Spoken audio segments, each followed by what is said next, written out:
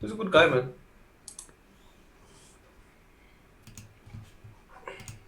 Alright, so Assalamu alaikum wa Yeah, rahmatullahi wa barakatuhu.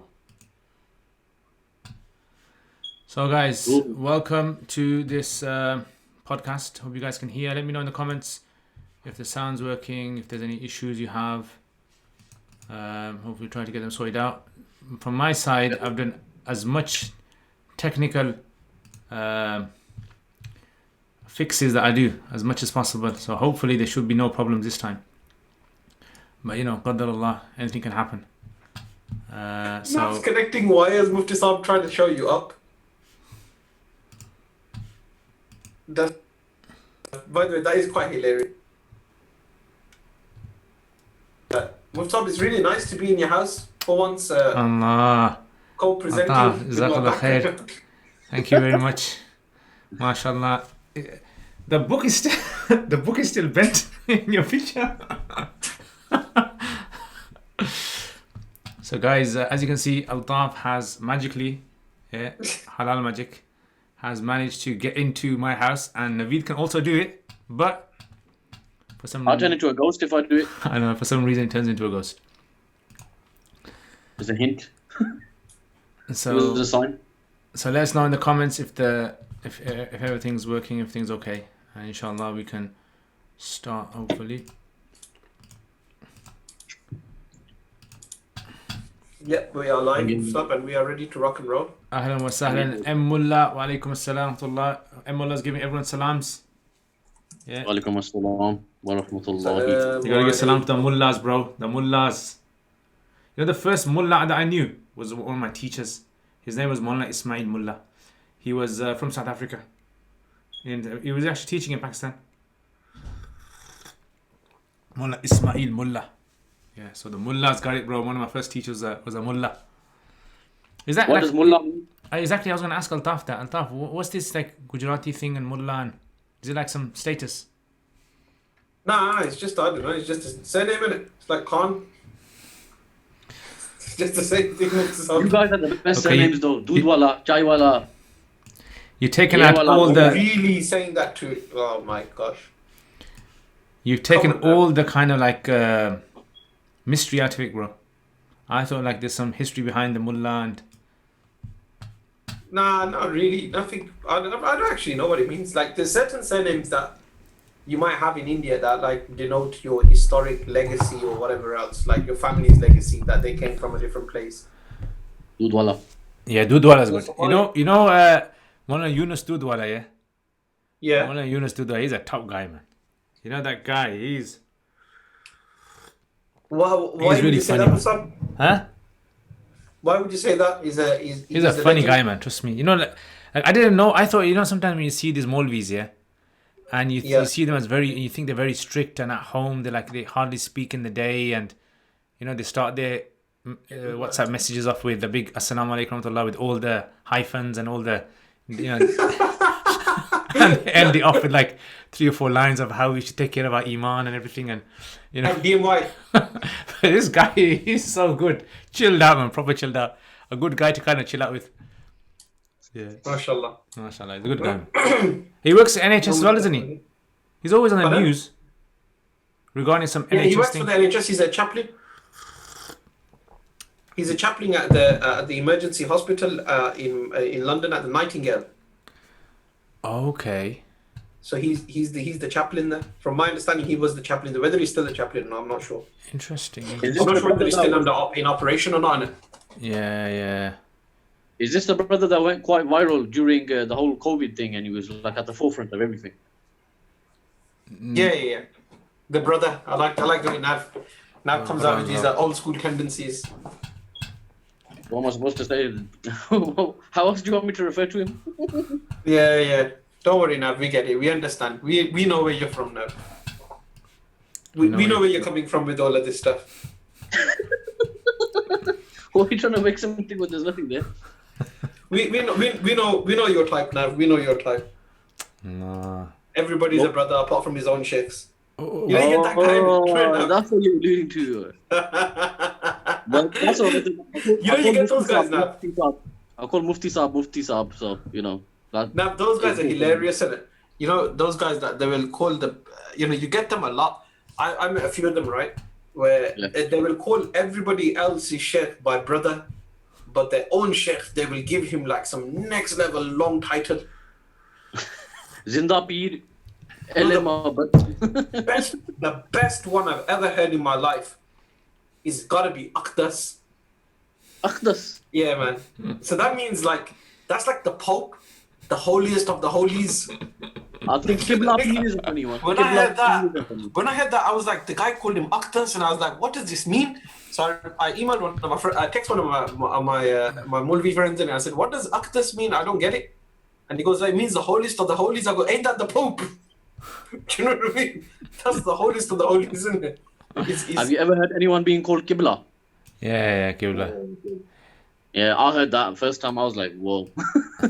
That's a bit much for me, mate. That's it, bro. I'm still trying to work out the southeast one. What's the southeast one? You know, Makkah bhai. Come on, you know that much. All right, satellite dish, where the satellite dish faces, basically. Oh, some of the names Mufti, I don't know why they come. I know it's out of love and have reverence. I remember, I got some weird text messages back in the day that would invite me to events, man. Come and eat from the gardens of fruit and all of these ones, and I'd be like, "Are we going strawberry picking?" Like before the event or something. I want you to die. Come and eat from the gardens of fruit. First die, and then go join them. I never got it, man. I never ever got it, to be honest. You know, I don't know. It's weird. I mean, a lot of Asian subcontinent, it seems like Asian subcontinent have more titles. For some reason, they enjoy these kind of titles they give to people. I remember once in Pakistan, you haven't heard that for a while. Once in Pakistan, I was in a rickshaw, right? So at night time, I was in the rickshaw, I was going somewhere. And you know, sometimes you got to be careful in it, because if someone finds out you're a foreigner and you're in Pakistan in the middle of the night, right? That's it, man. Yeah, end of story. So the guy turns around in the rickshaw, he looks in the mirror and he goes to me, like he's speaking to me in Urdu, he goes to me, are you, what do you say? Are you, I don't know, he says something to me, are you Mia or something? And I was going, no. Because I was wearing a turban, imama, and white clothing. So he thought I was like some like high level in the ladder. Some high level like wali or peer or something, like I'm born into something like very religious. Like my lineage is like a very pious holy. So he was right. I should have said, yeah, bro. I would have got free. I don't know what he's talking about. Who knows what he's talking about? I would have got a free, 25 rupee ride. But, I just was honest and I said, no, wait, let's put this into perspective, right? You would have sold yourself for 25 rupees, right? Which is how many pence? How much is that? About 16, 17 pence? Is it that bad now? How much is it for a pound? About 200 rupees. No, in them days, 25 rupees was roughly about 25 pence. About that much. What could you buy for 25 rupees in Pakistan? Now? No, then, apart from half of Pakistan.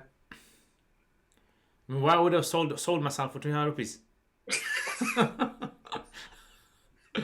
No, Musab, the question is, what could you buy for 25 rupees? What could I buy for 25? Okay, when I was there in Pakistan, what you could buy for 25 rupees is you could buy 2 Gunna drinks. You know Gunna? Sugarcane. Yeah, two sugarcane drinks. Oh, sugarcane. Okay. Yeah, 2 sugarcane drinks you could have bought. You could have bought for 25 rupees, you could have bought something called... Actually, you couldn't buy a broast. You probably buy like a Cornetto or something, Cornetto. Okay. Yeah, so how much would like a chicken and chips cost? Well, they don't have chicken and chips. They have something called broast. Yeah, broast and chips. Yeah, broast and chips was 100... I think about 70 rupees. 70 rupees? Yeah, the reason I know that very well is because I used to eat a lot from there. It was just outside of our... actually that guy that does those food tours. What's that guy's name? Mark Waynes. Mark Waynes. Yeah, he, in one of his... He actually goes to outside of our madrasa. The place where I used to eat broast from. Is it famous for broast? Allah Akbar. I'm not saying that I'm special, but I'm just giving you hints, guys. What's up? You're brought up on extraordinary food.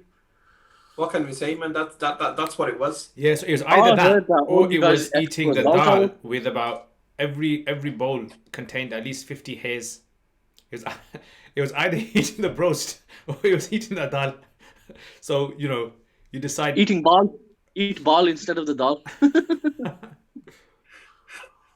Bali dal. All right, That's what guys. it's- So come on.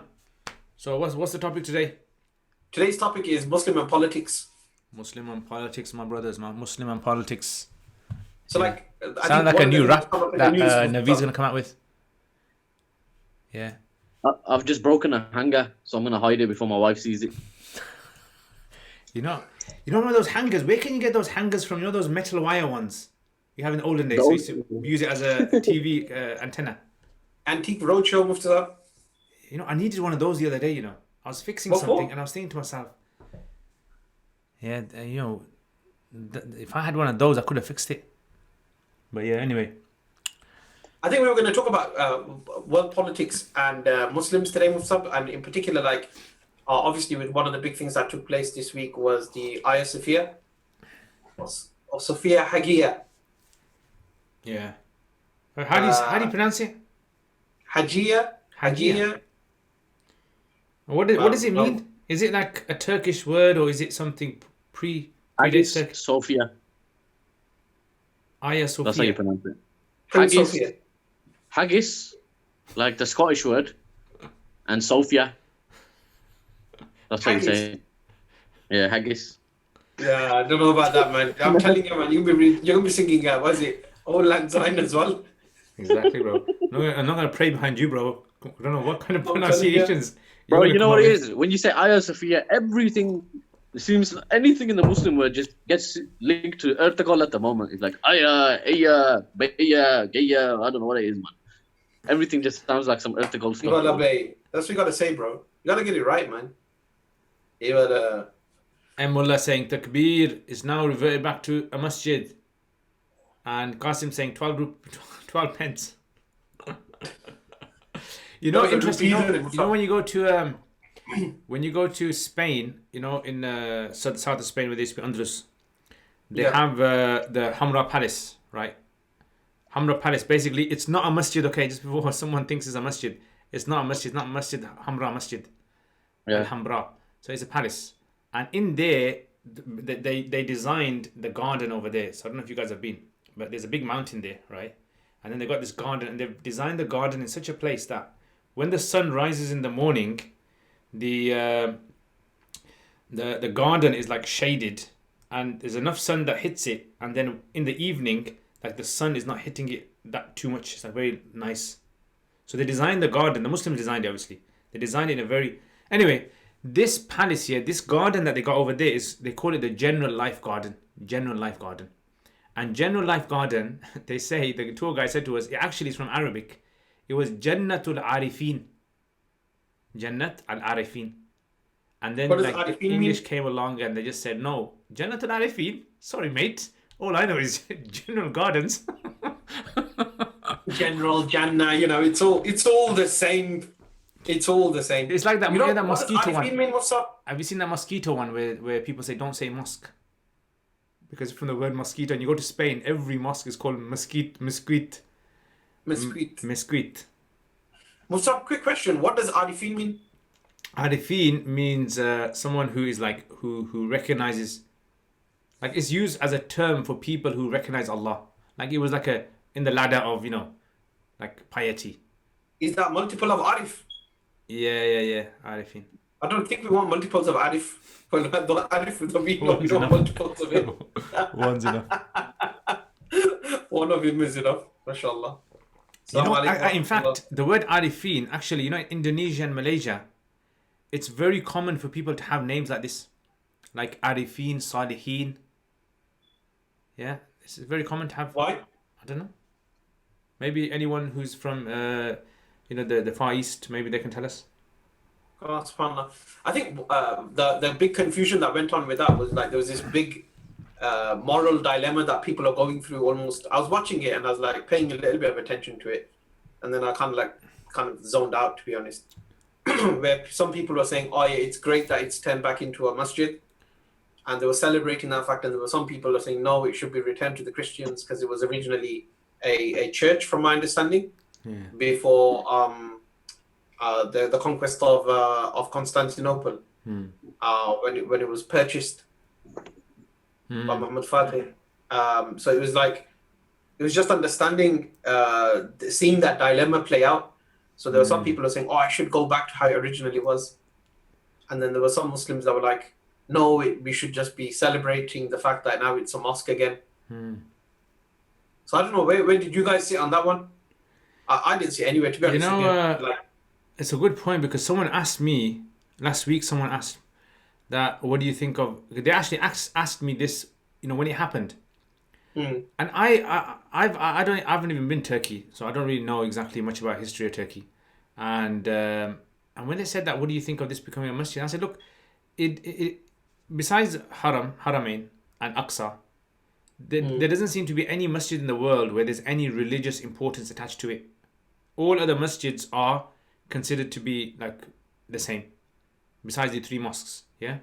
So I said, look, if there's a particular feud about a particular mosque in, let's say, some Asian country or some African country, and the government decides, right, we're going to reopen it as a mosque. I mean, I understand for the local people, it's going to be something to celebrate about. But does the world have to celebrate it? So I thought to myself about this Muslim. I said, I don't really know. Maybe there's some history behind it that we're unaware of, and then later on we might become aware of it. And then I thought to myself, you know what it is? It seems more like a publicity sort of an issue. It's more a point, trying to put a point across. Like, it seems as though the Turkish government is trying to, make a statement to the world that, well, you know what, right? This is the time. And very conveniently now, for some reason, they've kind of declared it to be a mosque. They could have delayed it, another time. Don't know, wallahu alam. Especially with tensions at the moment, with certain countries around the area. So do you think it's like it's almost like a political move? I don't know. Could be.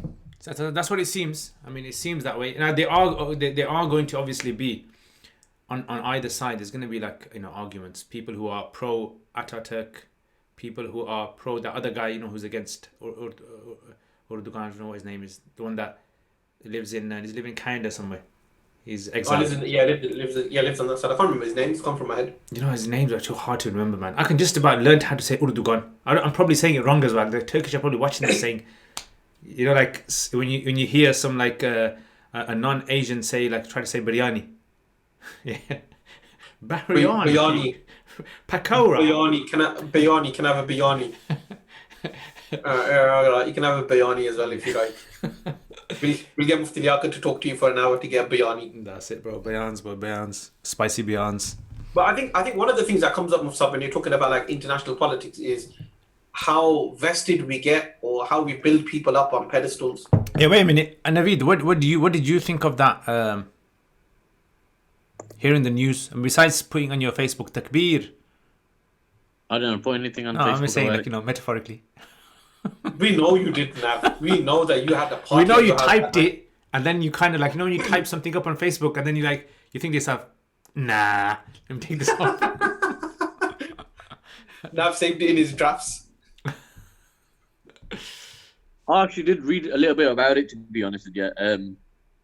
I kind of agree with it turning into a masjid, not because, be a holy guy, and that is just the way that it became a museum was a bit unjust.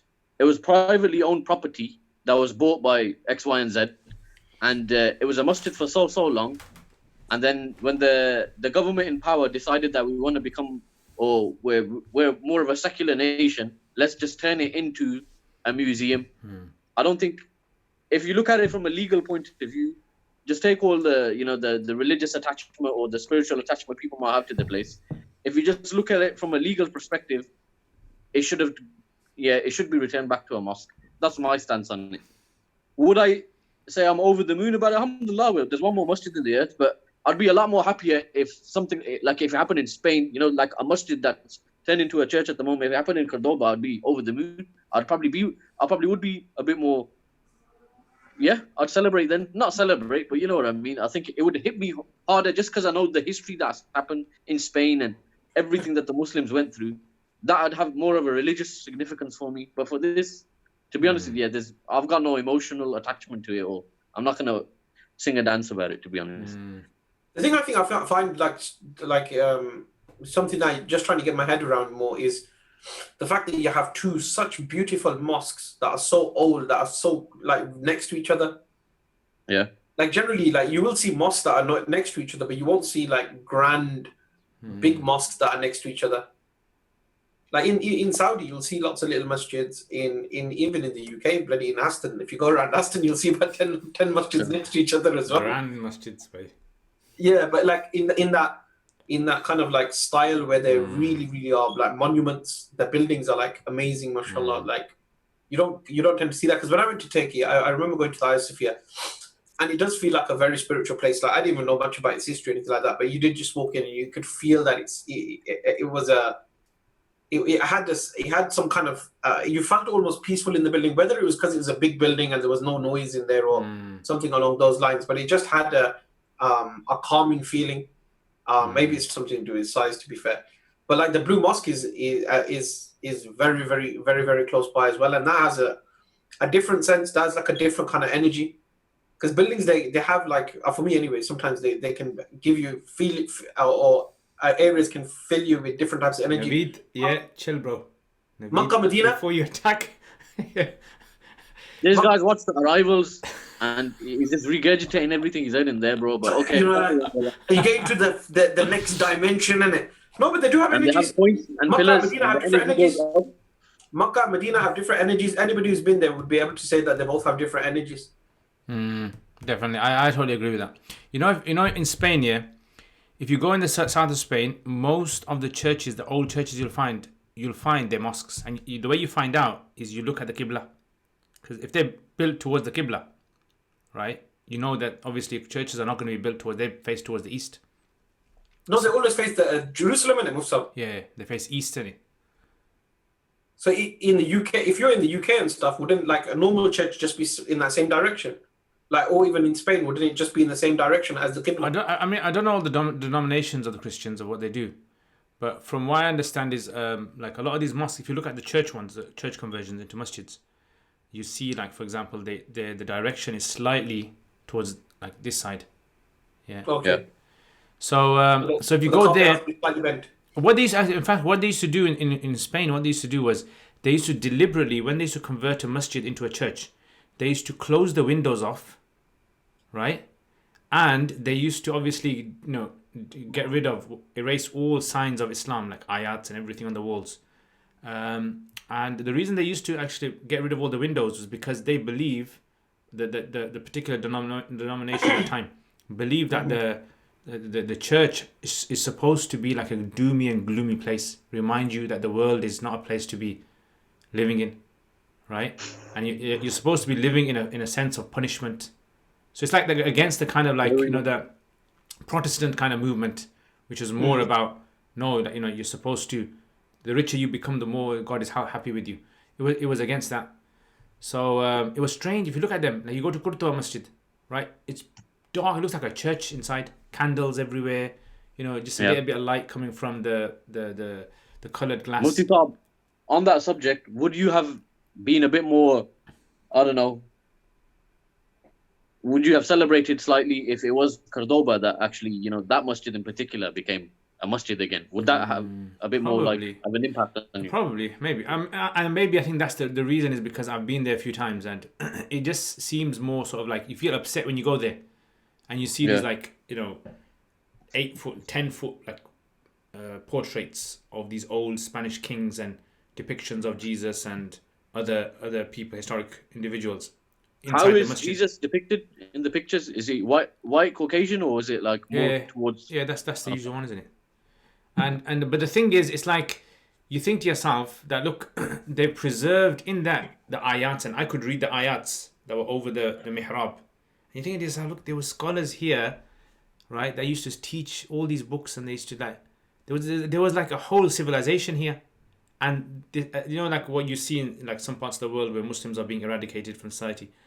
And you think that these guys systematically wanted to eradicate everything.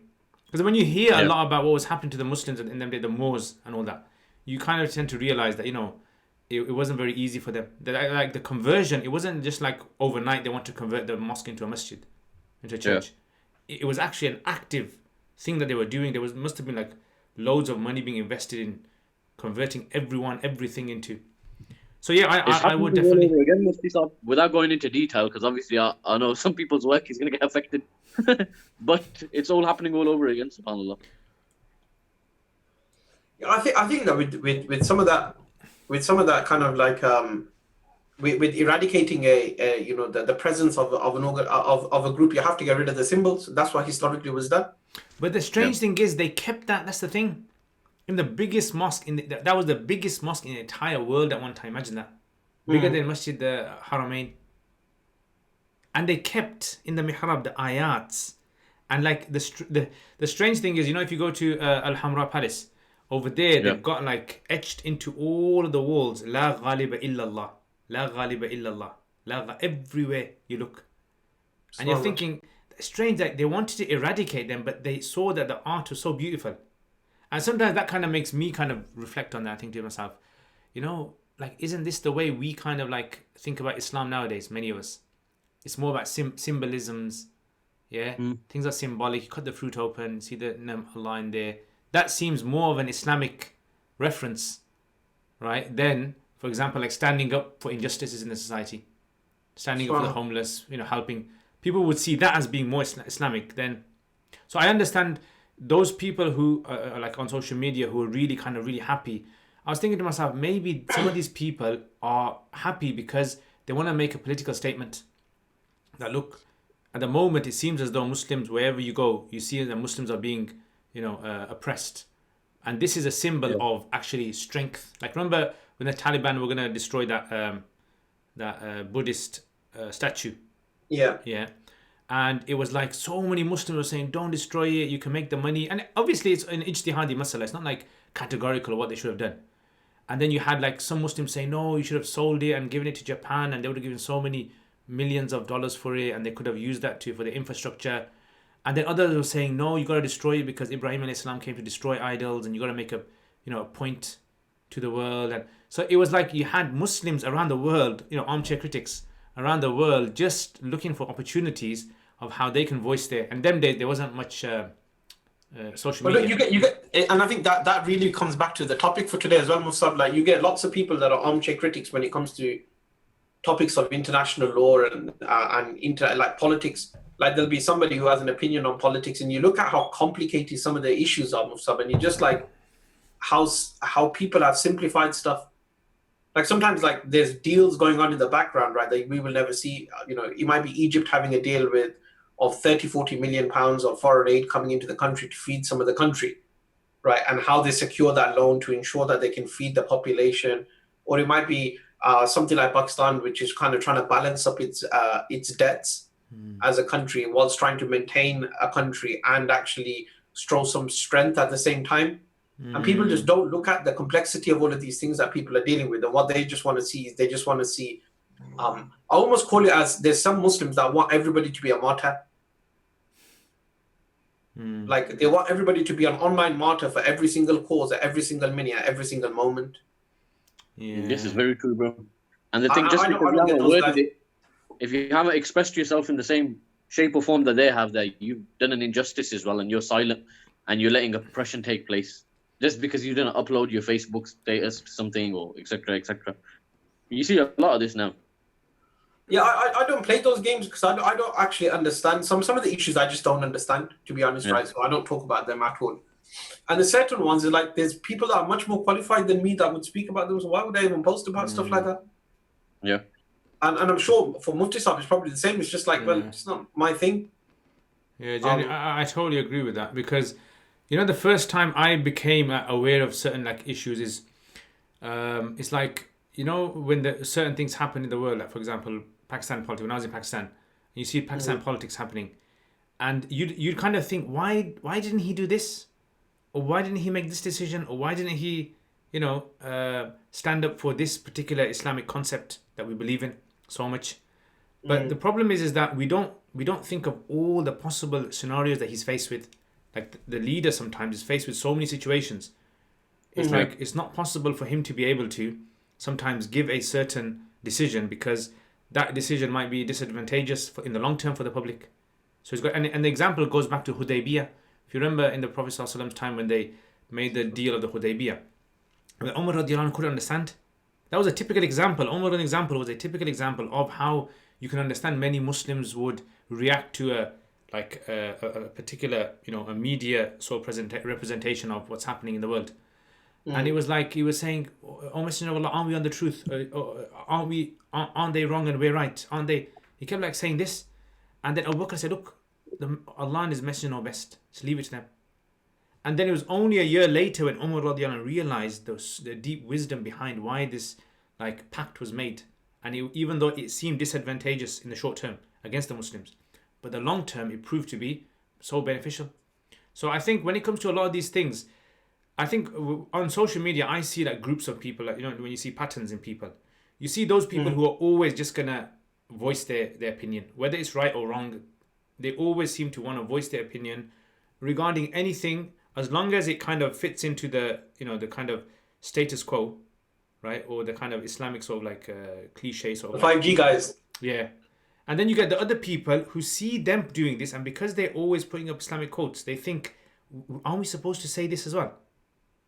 So they'll just like, share what the message is. And when they don't see like other people doing this, they tend to feel inside, these people don't have like a soft spot for this particular cause.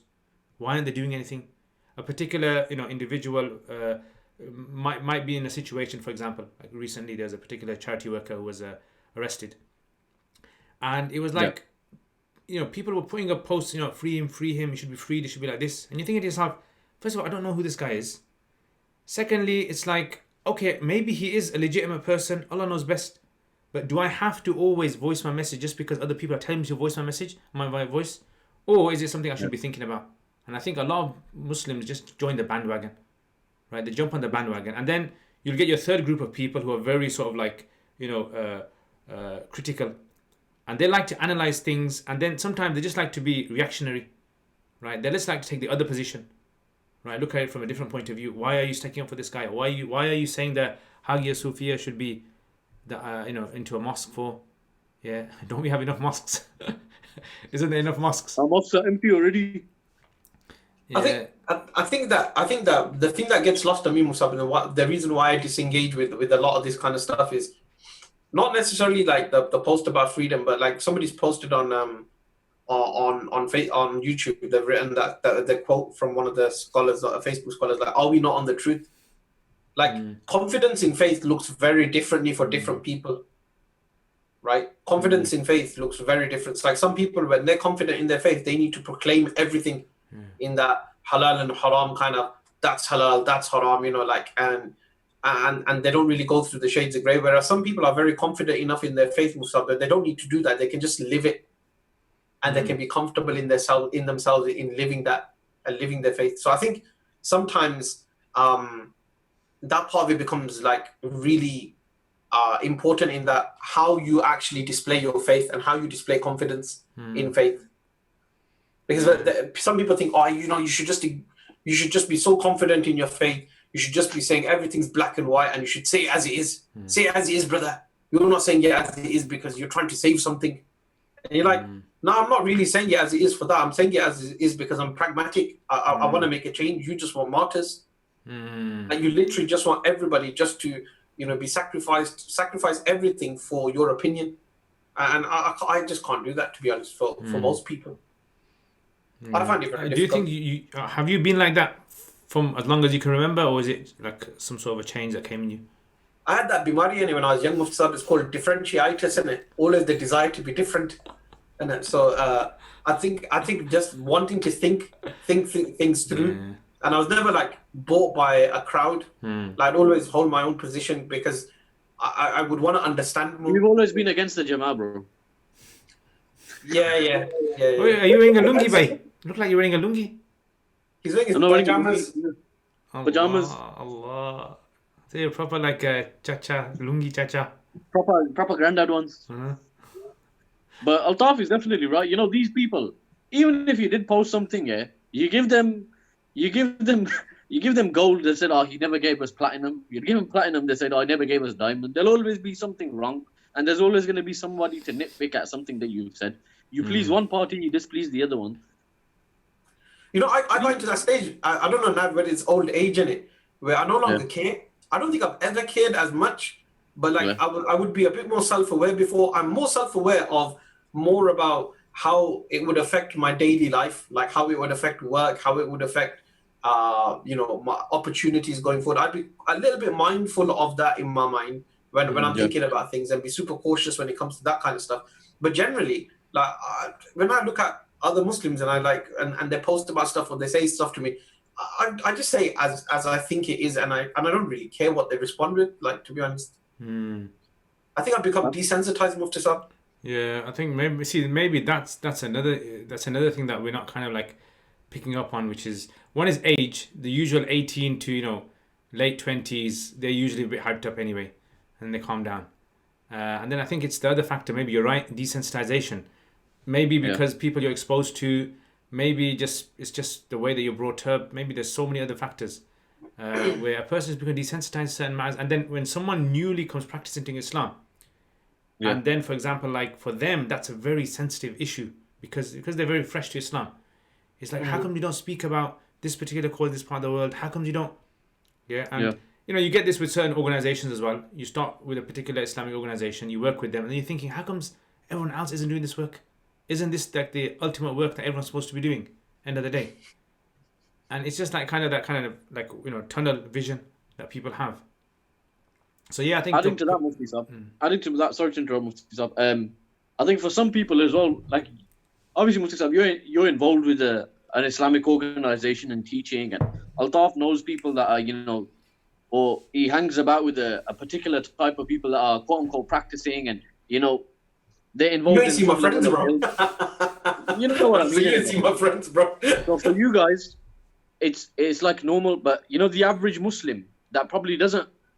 Like he'll pray maybe, or maybe they won't pray, or etc. etc. But these kind of people, an issue like this is the kind of quote unquote Islam that they cling on to.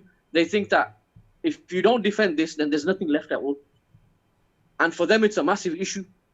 And I think that's a lot of it to do with that, because most of the people that were sharing this kind of stuff are the people that are probably not, how can I say, well versed with Islamic texts. Say, for instance, I see a reoccurring pattern anyway, but I've got a diverse kind of like friendship, like with, well, kind of a friends list online. There's different people. You're being very political.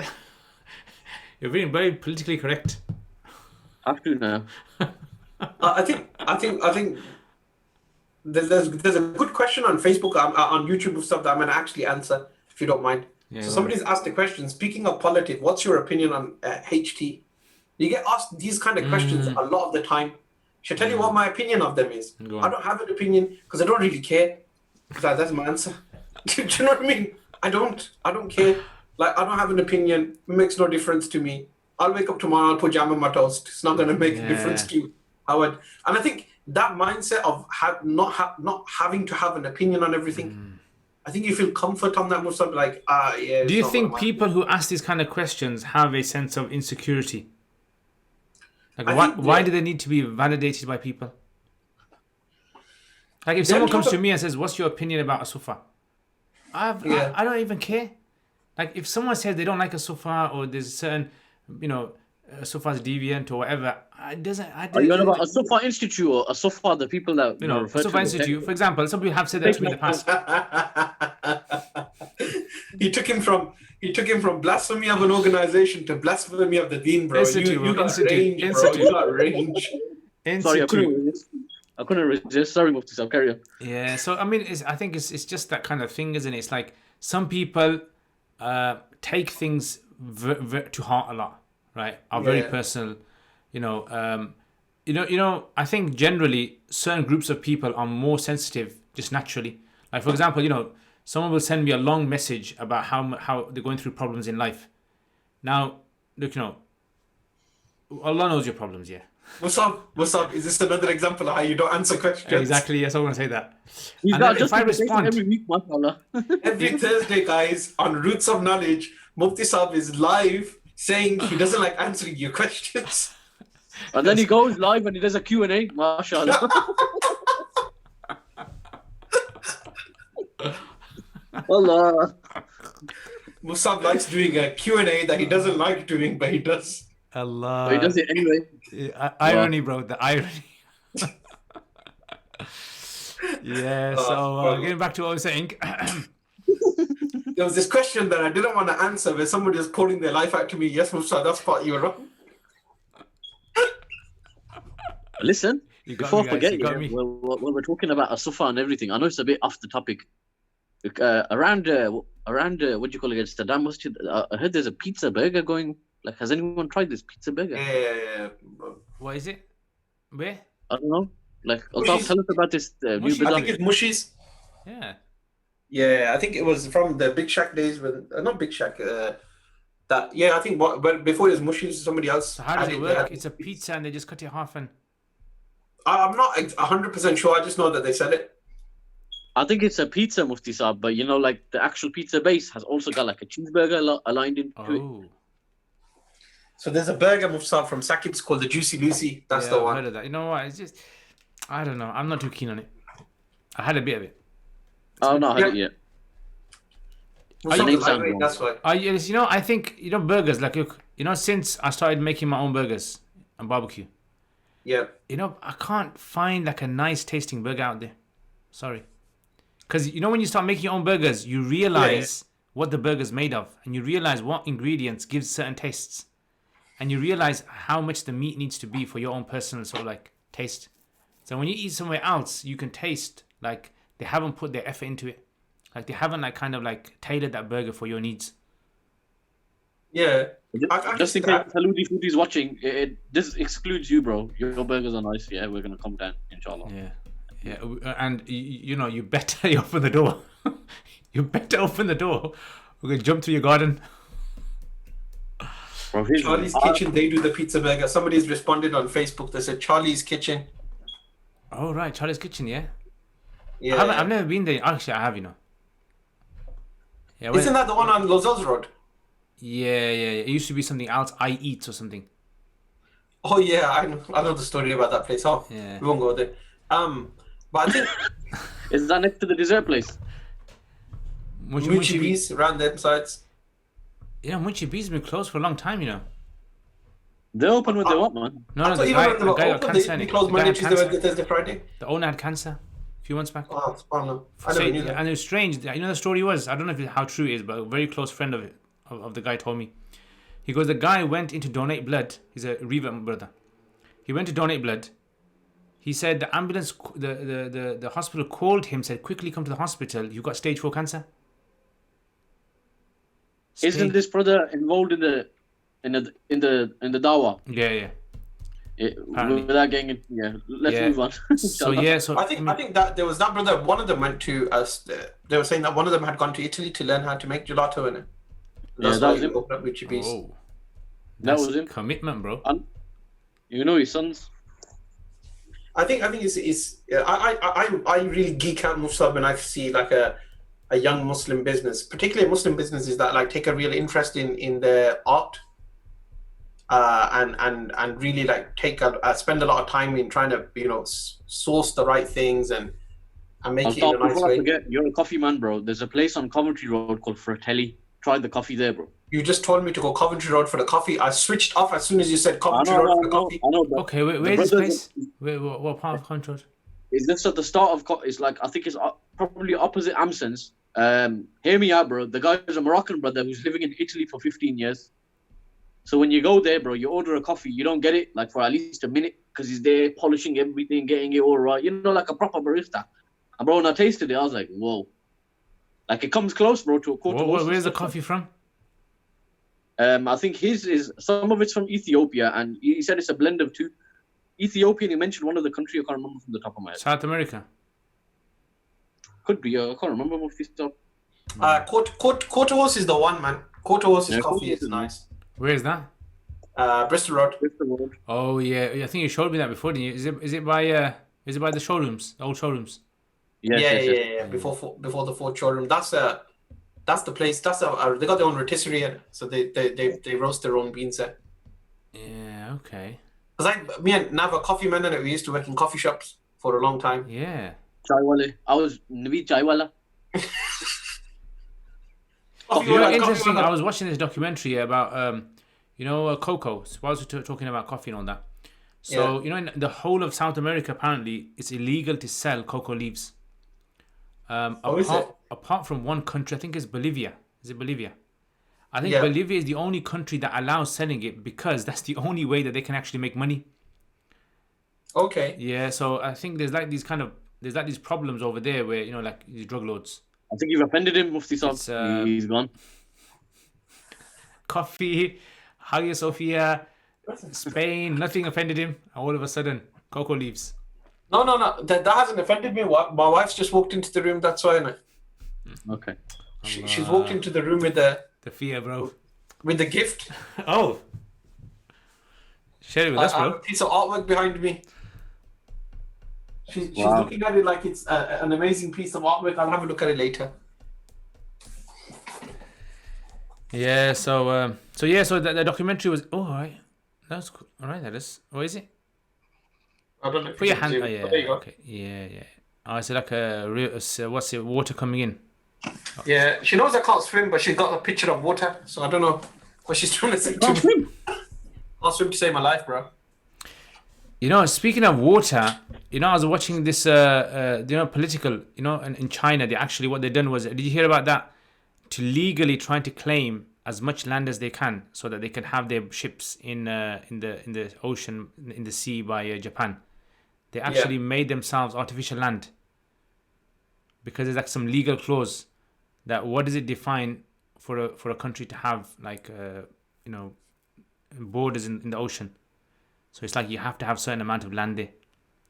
So when you look at these kind of what you were saying earlier on about this idea of we don't see the politics behind it. Like there's politics that's shown on the screen, and then behind the scenes there's like these other rules that they're following.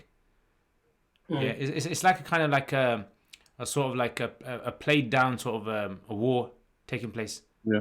A very watered down war taking place. Yeah, and when you see these kind of things, you feel as though what. No point arguing about these things, because we don't know what's happening. We are talking about a totally different politics, real politics is happening. There's a famous quote, Mufti Saab, I can't remember from the top of my head. It said, "Real wars fought by men in suits and ties. It's only the guys in uniform that pay the price of their lives." Or something. I can't remember. It's something along them lines. But the way you quoted it, you do know it, bro. The way you quote it. I can't remember who said it. Musab, I must have missed it when I was looking at the picture. Did you mention cocoa leaves? Yeah, cocoa leaves, bro. That's for cocaine, isn't it? Cocaine, yeah. So cocoa comes from the chocolate they make. Yeah. Same leaves as used for cocaine. No, the cocoa beans are used for chocolate. No, the leaves are used for cocaine. Oh, for the cocoa beans, the same ones. I never knew that. Yeah, so basically, He's getting you high since 1932. No, I mean, obviously it doesn't make you intoxicated. But why did they eat 5 kgs of it and it will. In Bolivia they chew it. Have you heard of like Pan? Like cat. And cat, yeah. So it's like that. So they chew it over there and they get a little bit of a buzz. You said cat like you're well versed with. Say it again, bro. Cat. Your pronunciation was like bang on, like a Yemeni brother. MashaAllah. You learn that when you work with coffees, like pronouncing drinks like you're an Italian, and you pretend that you're Italian for like 10 minutes, and then you realize that actually I'm just an Asian banda that works in Costa. Whilst we're talking about coffees, okay. All right, whilst we're talking about coffees, got a question for you guys. What's the difference between all these fancy name coffees? Should we go through them? So the smallest amount is a ristretto, which is just the pure oil, right? Then you have it's just the pure oil of the top of the espresso. The top of the espresso. It's like a 15 mils, if not less than that, in terms of in a cup. It's right? coffee. And that's just the pure oil. Ooh. Right. The most potent part of the coffee. Does anyone drink that just on its own? Yeah. Normally the Italians come in for the ristrettos and the espresso. So the espresso is the slightly longer shot of the ristretto. So it's got a little bit more water in there. Still potent. Your next one up would be no hot water. Your next one up, Nav, would be a macchiato, right? Which is an espresso with a spoonful of Milk. froth. For some Or reason, milk. it doesn't. To me, it doesn't sound as though the word is pronounced like that. A macchiato. Yeah. It It is. is, it's Probably macchiato. is macchiato or something like that. Innit? Okay, that sounds Then right. I think your next drink cup would probably be a cappuccino. Yeah, Yeah. which is more froth, espresso, more froth. Then the latte, which would be milk and milk and coffee. Like a doodh patti. Yeah, but it depends. Like you can have a latte macchiato or a latte. Latte macchiato would be like the coffee goes in afterwards. Then you would have a flat white probably. A flat white is basically more Normal coffee. milk. I'd say it's something in bit. Well, it's like a creamy milk in it, my bro. And it's not really latte milk, is it, bro? It isn't, but it comes out like a latte milk once you're finished with it, isn't it? Let's just say it's a double strength coffee. It's like it's like a really strong latte. Yeah, it's a The really only strong thing latte. Is probably the best way to describe it. Americano is probably your next one, which is just black coffee. So it's just water with an espresso in there, and you can have that black or white. The next one is then you're probably going on to like the Asian kind of like the Asian drinks. No, like a go mocha. on. Mocha. Mocha. So they're the Asian drinks that so it's a hot chocolate with coffee in there. What do you mean Asian drinks? So they're known that more people from like Japan and more Japanese that'd be a more Japanese kind of type style of drink a mocha would be. Like whenever I worked in Costa, whenever we had Japanese guests coming in, like you would know that they would be drinking mochas generally, mochas and mocha flakes. So those would be like your standard coffees that everybody sells, and then you get all of these derivatives like a chai latte and all of this nonsense, and which is like namby-famby drinks in it. But I think the only one that I would say that I would like Muftasab at this time in the evening is something called an affogato, right? Which is basically a spoonful of vanilla ice cream. Maybe I had it last time when we went to spoonful of vanilla ice cream and an espresso. So that would be my drink of choice in the daytime would be a flat white with honey, and my drink in the evening would be an affogato. Oh, you guys are I connoisseurs, man. But then I was obsessed with coffee for how many years, Musab? I worked in a coffee shop. At one stage, I had like I had my own espresso machine at home. One of my friends bought me an espresso machine full with handles and bars of pressure and everything at home. But you can't make it at home because it's too much hard work. So you know when you go to the shops and you see all these different varieties of coffees in like as at Tesco, what do you go for? So it depends on what type of coffee I want. Was enough? I think what Mufti Saab means instant coffee out of all the brands, and which ones would you go for? To be honest, I'm quite simple when it comes to that stuff. I like the Illy stuff. Illy is like one of the brands that they have there that's instant. I like them because it's just Italian and it sounds a bit more authentic. It probably isn't made somewhere else in the world anyway. China. So I've always liked Illy, but I think in the house we just have Nescafe Gold, like standard. What's the one that they sell in Aldi? We have that sometimes. What's it called? Doog something. Mountain something. Oh yeah, that do yeah. My wife drinks Doogie that stuff. Eggbell, I don't know what it's called, man. It's like in that see-through jar with that funny lid on there. Yeah. I have my own espresso machine with stuff, so I just drink on there now. To be fair. Oh, the smaller capsules. Yeah. You know what? They're fake, man. Nah, it's more consistent. I cannot be fake.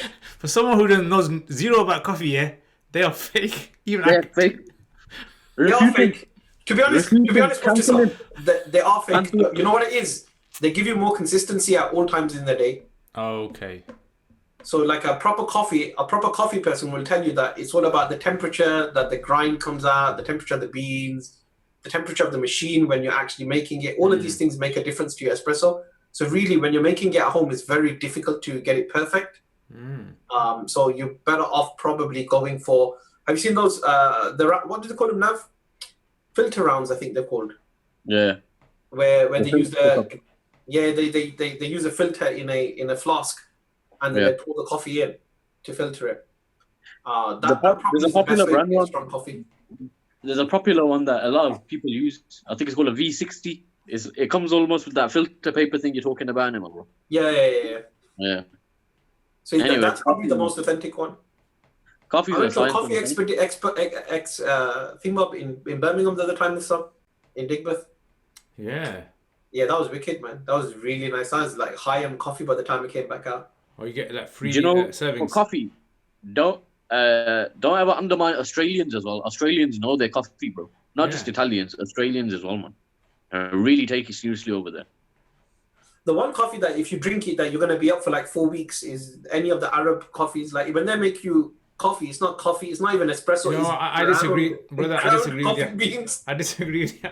Because you know what? I'll tell you why. Because when I was 9 years old, yeah, You're still awake after you drank it. That's the problem with it. When I was 9 years old, yeah, me and my sister wanted to stay up on Halloween night and watch the horror films at night time. Yeah. So we said to each other, how should we stay up? So we decided that we're gonna make black coffee with no sugar in there, and we were like so young. So we made it. We drank it. You know, I don't know how we drank it. Blocked your nose and you know, you close one eye and then do all that kind of different. Drank it, left you off. and guess what happened? Knocked out after 1 hour. Knocked out. So I don't think coffee has that much of an effect on me. What has an effect on me sometimes is, you know, some types of green tea. They have an effect on me sometimes. You're like some like next level guy, man. So like normally it's like when the older you get, depending on how potent the coffee is, like it can keep you up. Depending on what you're drinking. Like when I was young, I'd be able to drink a Red Bull and go to sleep. Now, if I drank a Red Bull, I'd be out for 2 days, walking around, looking around for things to do. I think probably Desi tea. Yeah, Desi tea keeps me up. Yeah, Desi tea is one of those very acquired ones. Correct teas, in it. Yeah. Anyway, I'm immune to caffeine now. I'll drink anything and go to sleep straight away. I think you're right. Maybe it is age, and maybe it's also like other factors as well. What you've eaten. I don't know. Yeah. Maybe some of the sort of like. I'm busy having milk cakes today, so I need to. It's so important that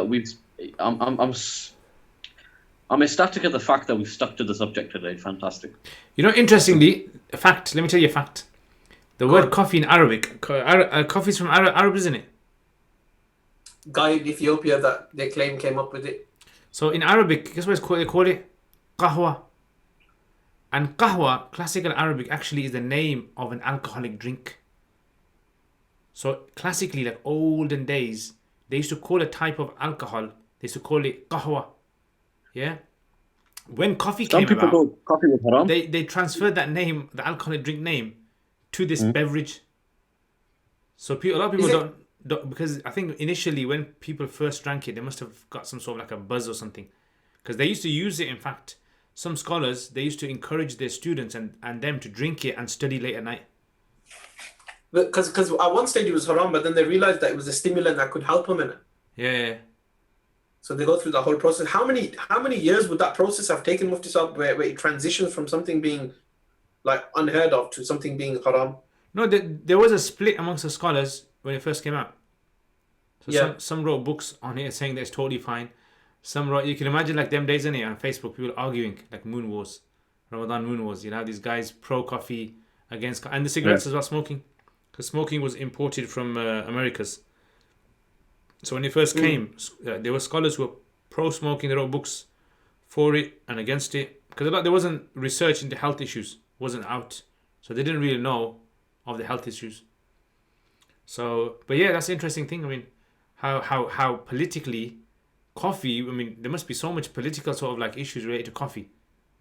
Coffee, I think after oil, is probably one of the most dealt commodities in the world. Yeah, it is, definitely. I can see that, definitely, because the amount of coffees. But the question is, in lockdown, even in lockdown, people were still like hammering the coffees. They had that big craze along the DeLonge coffee, was it? Yeah.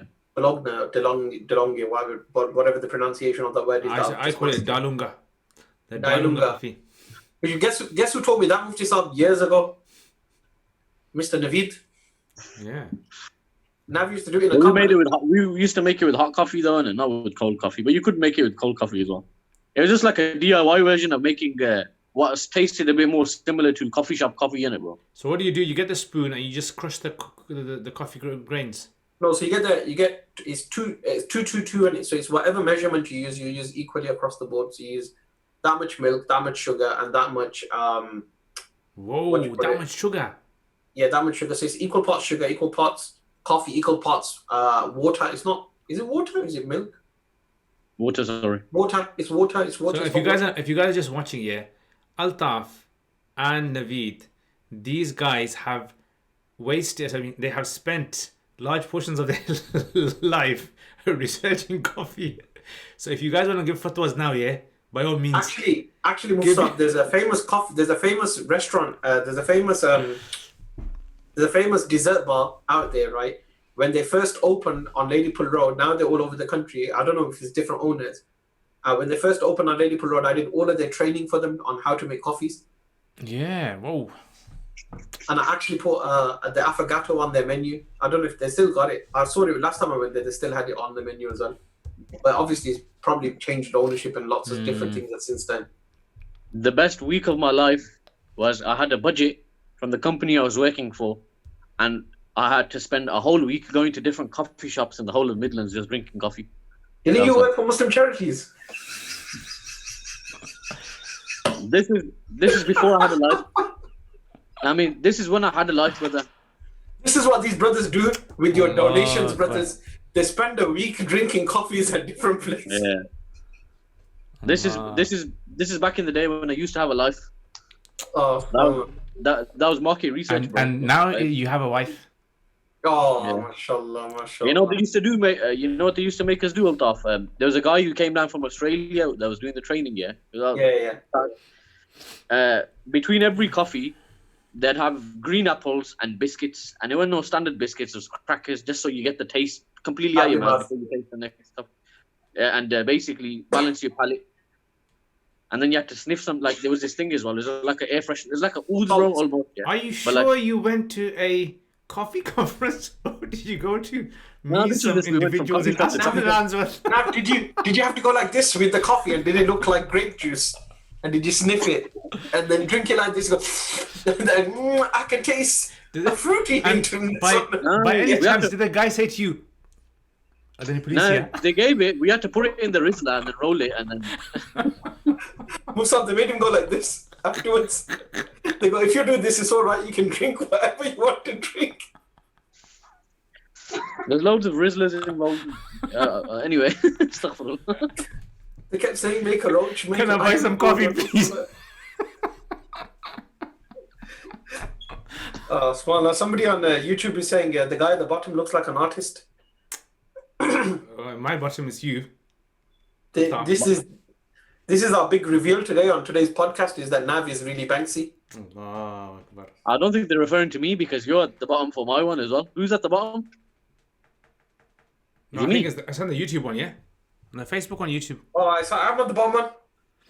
Yeah, you are. You're Yeah, the I've one with the got art in the behind background, it. brother. I've got all the artwork behind that. Someone saying, must be SMB saying, must be a great Arsenal fan. Alhamdulillah. The word great, the word Arsenal. We had victory yesterday, so it was all good. And because we beat the champions, we are now the champions. That's how it works. Yeah, have you ever heard people say this? Why do people have wars? Why don't countries just play football matches to see who's going to win? Why don't they have that? That went down like a lead balloon, that one did, Mustafa, I think. I think people are like, no, we won't bore. I think that, but coming back to the topic, as Navas, War is big business. war has always been big business. War But I think and that, pharmaceutical companies. Pharmaceutical companies, they actually profit the most from wars after military. that's interesting. I never knew that. Yeah, so I was What speaking to a about- guy about this, and he said basically the reason why it happens is because when there's a war, the governments get contracts, don't they? So one of the contracts they get is for all the weapons they need. So all the latest weapons they can develop. And because there's going to be a lot of deaths and all that kind of stuff, they get a chance to test their. And I was speaking to a doctor. He goes to me, you know, a lot of these guys, army guys that come, right? He goes, when they come to us, we can tell that they actually take steroids. Like they deliberately have to give them steroids to make their bodies look big and strong and can last, right? Without the right types of nutrients, because they don't get them in the battlefield. And it's interesting how much like pharmaceutical companies are connected with these developing different medicines because of wars, through wars. because they get opportunity to test on bodies. They get opportunity to test on. That's what the guy's telling me. I don't know how true it is. Maybe someone in the comments might know more. I thought I was just noting down the minutes saying I'm going to delete this part because, you know, But you know, the interesting thing is, I was watching this documentary the other day, and the guy was talking about why hasn't the paracetamol progressed? Like, you get paracetamol and you get like super paracetamol and you get like max paracetamol, but it's the same thing. And then you're thinking to yourself, like, why don't they come out with a medicine that is like the medicine you don't need all the other ones? So he goes, the reason is because what tends to happen is they patent, there's patents going on. So he goes, the reason why, like, you know, insulin is expensive in some countries is because there's only 3 companies in the entire world that have patents over it. So there's a guy in America, and what he's doing is, you know, the way they patent it is there's a certain strain of insulin that's developed, and no one can develop that. So this guy is trying to break a code of insulin, another code. And once he breaks that code, he's going to make it a free patent. Yeah, so it's not copyrighted. And anyone can develop it anywhere around the world. So the price of insulin will drop. So the guy's reasoning is, I think he's a medic himself. And he's saying, look, it doesn't make sense. People are dying around the world from diabetes. And these companies still are adamant. And he goes, what they do is when the patent is about to run out after a few years, they deliberately make a little change in the medicine and they patent it again. And he goes, then you can't do anything for another 10 years. Oh, wow. So it's like, so it's some like ginormous level copyright, basically. I mean, it fits in with politics, because this is another form of politics.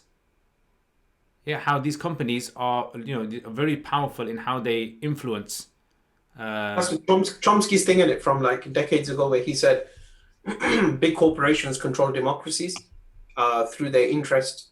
So what they do is that they will be the ones that fund politicians so that they can run their campaigns in return for favors. And that's why big corporations will always rule the world, because they have that influence in any way that you want. So I think kind of like that's like a very famous kind of like version of how democracy works. Democracy is based upon how you get into power, you know, who funds you to get into power, and then what you have to do to repay those favors. And some people would argue that you know that's what happens across the world in many other countries. I think it's got a fair point. It's like all about how you bend the will of a country, and to let to get into power, you've got to be able to influence people, and to influence people, you've got to be able to do favors for them, and nobody does anything for nothing. I'd just like to thank our sponsor, Coca-Cola, for the podcast. And did you see Coca-Cola's post? I think Coca-Cola posted it in it. They said 2020 has been such a year that we're going to put the cocaine back in Coca-Cola. I read that post of it. I was laughing, but I don't think that's quite good what that is. Ajib. Yeah, so I mean, I think I was reading a book actually. I think I've got a book over here. It's called Habits and Change by Arnold. What's his name? Schwarzenegger. Not yet. It's not him yet. I've got a book over I think there's a... In there, he actually mentioned what you said. He actually mentions that. Arnold Toynbee. So he actually says that basically he's I think he's an atheist. So he kind of talks about how human society has developed over the years, and initially they started off worshipping the land, then they became worshipping structured religion, and then they started worshipping nationalism. He goes, now the next stage is multinational companies. So you know when you watch these movies, sci-fi movies, when you got this kind of corporation that's in charge of everything, it transcends all governments. He goes, that's what's going to happen basically, is because these guys are so powerful, they're becoming like an organization. Some organizations are richer than many countries in the world, right? And they've got more sway, so they can influence the right people in the government, like you're saying, the lobbying groups. You pay them enough, and then end of the day, you know, they're going to ask for their favor back, whether it's tax relief or whether it's, you know, they want their particular, you know, product to be advertised in a certain way, or that's why they get loads of favor. If you look in South Korea at somewhere like Samsung, right, and you see what type of infrastructure Samsung have built, right, it's crazy. They have armies that they have, like they've like that, from what I was reading online, but you know, obviously you can take that with a pinch of salt because of how factual some of these things can be. But they have like large areas in South Korea that they have like covered, and they would have covered those because look how big something like Samsung actually is, especially if they're doing their own manufacturing and they're not like manufacturing in China, they're manufacturing in South Korea as well, because obviously Apple does it through China and stuff. If you look at how big these corporations get and how they have influence and impact, then you start to understand how you can have influence. That's why at some point you ask the question, when do you get into a space where you start having groups that are effective at lobbying government? So in the UK, I'm going to put this out there, Mufsad, actually. In the UK, I feel that Muslim organizations should be apolitical, right? They shouldn't take a political side. Instead, they should work with power to actually get what they want.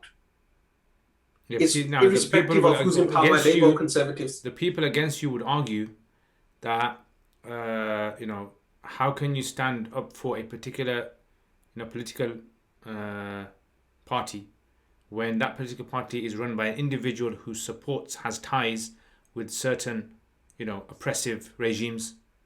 I'm just saying, that's what I'm saying. No, I get it. So I'm saying something slightly different. I'm not saying that you need to work with, that you need to support a political party. What I'm saying is that you need to organize yourself so that you can have a relationship with power, right? Which is it's not about lobbying. But then you have to lobby a party, isn't it? You got to lobby someone, support them. You're going to lobby the parties. That's going to happen, but the parties are going to come to speak to you because you're organized and you have control over what they need, which is the currency that they're interested in, which is people and people's votes and their support. Like lobbying is only important enough as long as you're putting money into the bucket. Like if we as Muslims put in a substantial amount of money into a number of buckets, there's an argument out there, right? I'm not too sure where I sit with this argument, right? I'm going to sit a bit like one of my friends on the fence on this one. But if you put money into the buckets, there's a question to say that if your contribution was significant enough, would you have enough of an influence or sway? Like other organizations, other companies, other communities, they all, that's how they bend will in their favor. So the question is that but I would say even a step before that, can you just have a relationship with power? I wouldn't be like pro any political party. I would just be saying I'm only pro what is in the interest of my community. And if you're speaking about the interest of my community, I'm happy to have the conversation. If you're not, forget it. Yeah, I think it's very what you're saying. It makes a lot of sense, but when you look at it practically, this is where all the problems come. Like if you look at across the ocean, what's happening in the US, where certain Muslim organizations are trying to, establish themselves as being Muslim, and in the process of doing this, they also have to share platforms with organizations that many Muslims would consider to be, totally against the teachings of Islam. And then, what I'm saying is that it's very easy to be able to say, okay, I want my organization to work like this. But then you're going to come across situations where you have to share platforms with people. You're going to have to speak up for them in some way. You can't. So it's what you're defending, and that argument is about the nuts and bolts of it, which are important. So like that one is, are you for minority? Are you trying to defend minority rights within an environment? That's the question. Because you can't just say this conversation can't just be about I'm protecting a right. Am I protecting minority rights? Because in the law, you're standing up for minority rights. You're not standing up for a particular right. You're not just saying I as a Muslim, I'm just standing up for my right. So you got to word it properly then. Yeah, it's got to be for every minority right or belief, right? So, what I'm saying is, if you do that, let's say for example, a person says, okay, we need to stand up for Islamophobia, but then you say, okay, let's change to bigotry, because bigotry is recognized more by other organizations, and they'll kind of like support what you're saying, but then they're gonna say, I feel like I've walked into Daniel Hakikatu's bloody Yaqeen article with you guys discussing this, mashallah, but carry on. Bloody astaghfirullah, bloody article. Astaghfirullah. Bloody najis impure. My only basis is watching Halloween movies on Halloween. my only qualification is being a policy graduate and working in policy for years. So that's my only qualification in this. Okay, space. interestingly, did you hear about when China, before the COVID, all that, how China had so much influence? Remember when that Google thing, the 5G, Huawei, all that issue, that just quickly that spiraled out of control. Yeah, look what's happened in the UK. They've been banned in it. They got to remove all of their masks before. Oh, Like but weren't they given permission again? I thought Silently. I thought they just in the last day or two they've been told that they have to Huawei have to remove all of their 5G infrastructure by 2027. You're joking, really? Like on Monday or Tuesday or something like that. Oh, So they've got to remove all of this, and they said that there's going to be repercussions from I see. the, This is probably because now maybe the government's realized now China, isn't really that as powerful as it was before COVID-19. Maybe that. There's other factors as well. I was I think speaking. it's just a realization that they have access to data, and the confusion there is that the ownership is by state ownership, and part of it or most of it is state ownership. I think it's part of it of Huawei is state ownership, but comes from that basis. Okay. So the concern is that if they build the infrastructure in this country, is that like how much say do they have? Yeah. Like there's lots of third world countries that have given their infrastructure projects not just to China but to other like developed nations, where other developed nations like now those countries are in debt to them. So it's large parts of Africa in debt to countries that have come in and built infrastructure there. So the question is that who owns that infrastructure, and if you can't pay that debt back, how do they claim that money? Do they have rights over your land? China and Kenya. I went to Mombasa. It was the same thing. The ports were built by the Chinese, and in exchange for what you call again, the cost of building, they said that we need access to these ports for like X amount of years. And when you do the math, how much it actually probably cost them to build the ports or whatnot, it could have been covered by charging China for about 5 years of work, whereas they got 100 years for free. So it's having the capital to do it, and it's like that. Like you can take it down to, you can scale down an issue like this into something really small. Mufti Saab, like a woman, we had a woman in Leicester once who was a revert that couldn't afford a washing machine, right? So she had bought a washing machine from Bright House.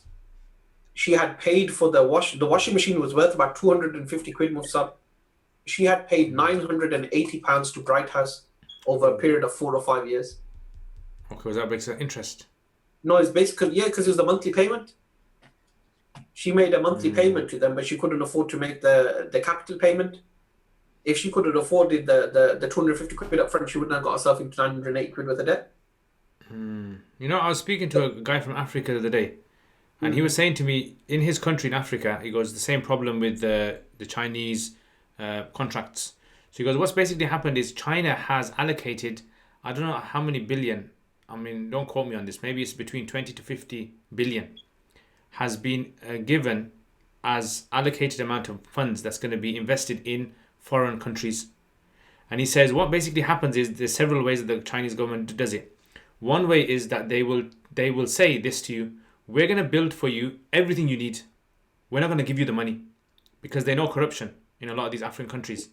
So he said this has now put the leaders into a predicament now, because either they're going to take the money, fix the country, right, in the form of their own workers, because what China's not doing is they're not giving them the money. They're bringing their own workers in.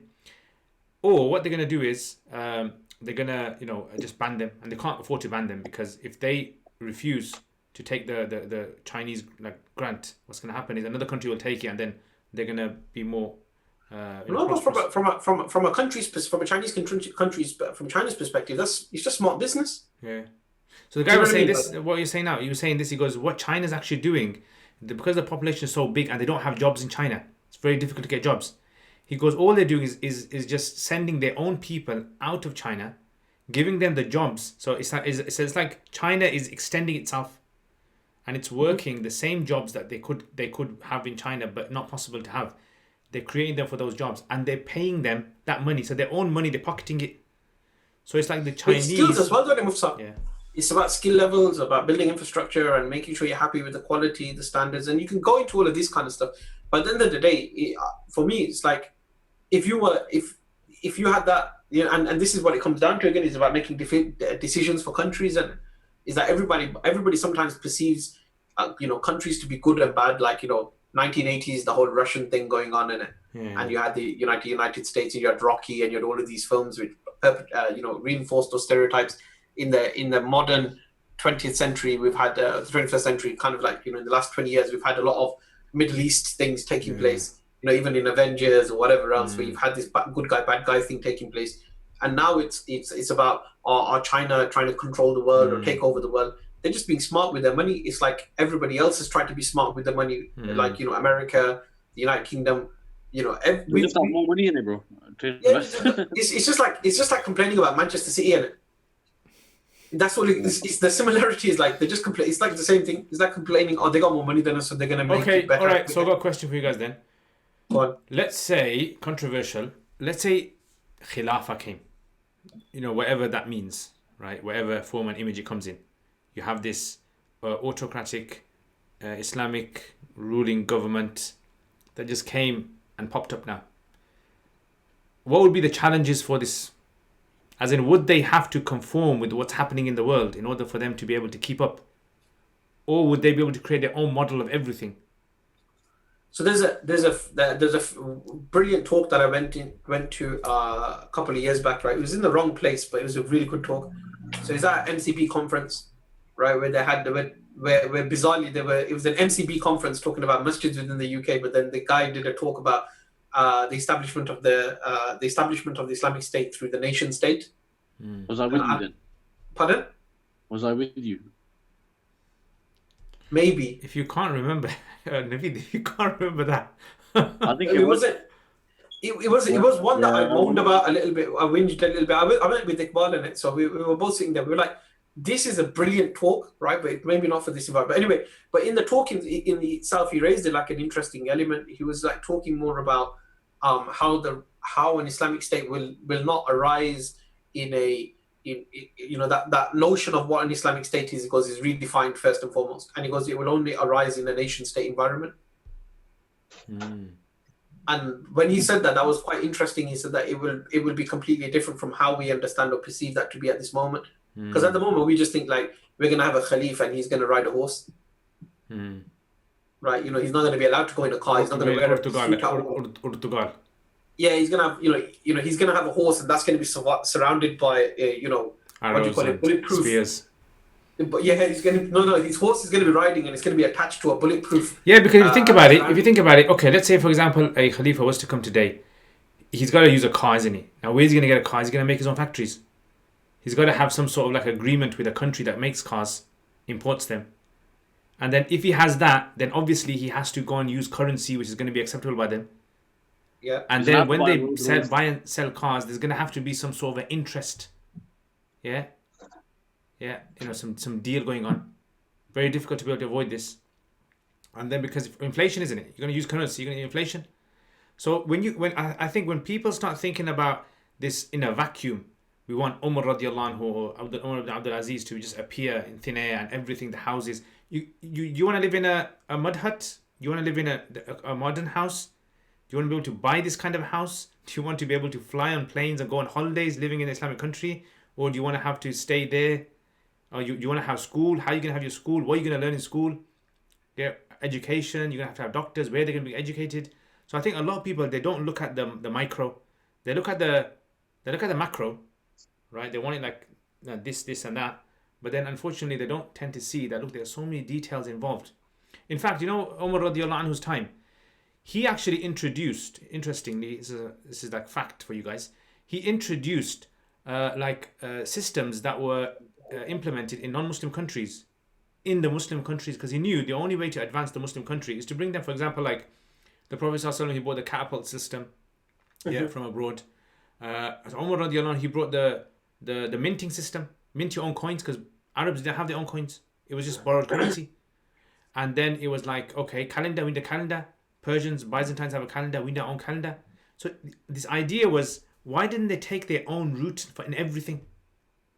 He even brought in mathematicians. But there's a perception that they didn't.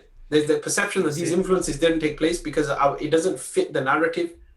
Like, these were really spiritual people. They kind of followed anybody. They would have just come up with their own stuff.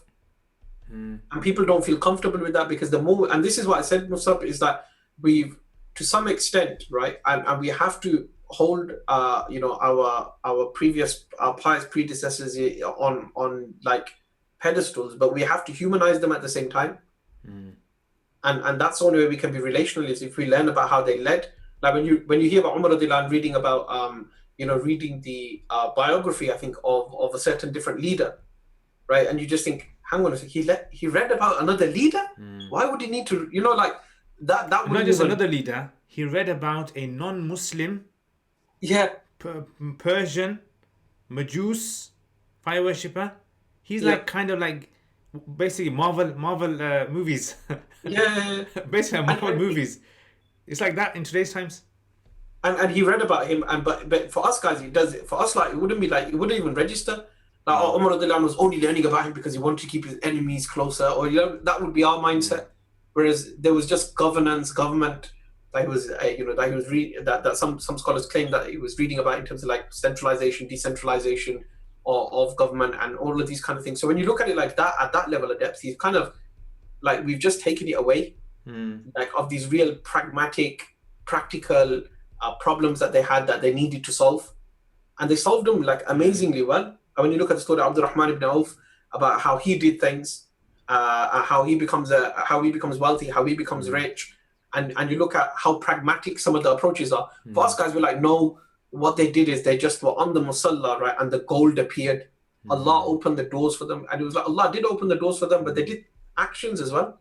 Yeah. We just don't look at it like that. I think we kind of like just romanticize. I think everything's, all these kind of like classical things are so romanticized so much. The average person who's practicing and doesn't really have much of a reading in history, Islamic history, it kind of like tries to make sense of all of this. Yeah, you got a scholar on social media saying, look, there's no such concept as a khilafah in Islam.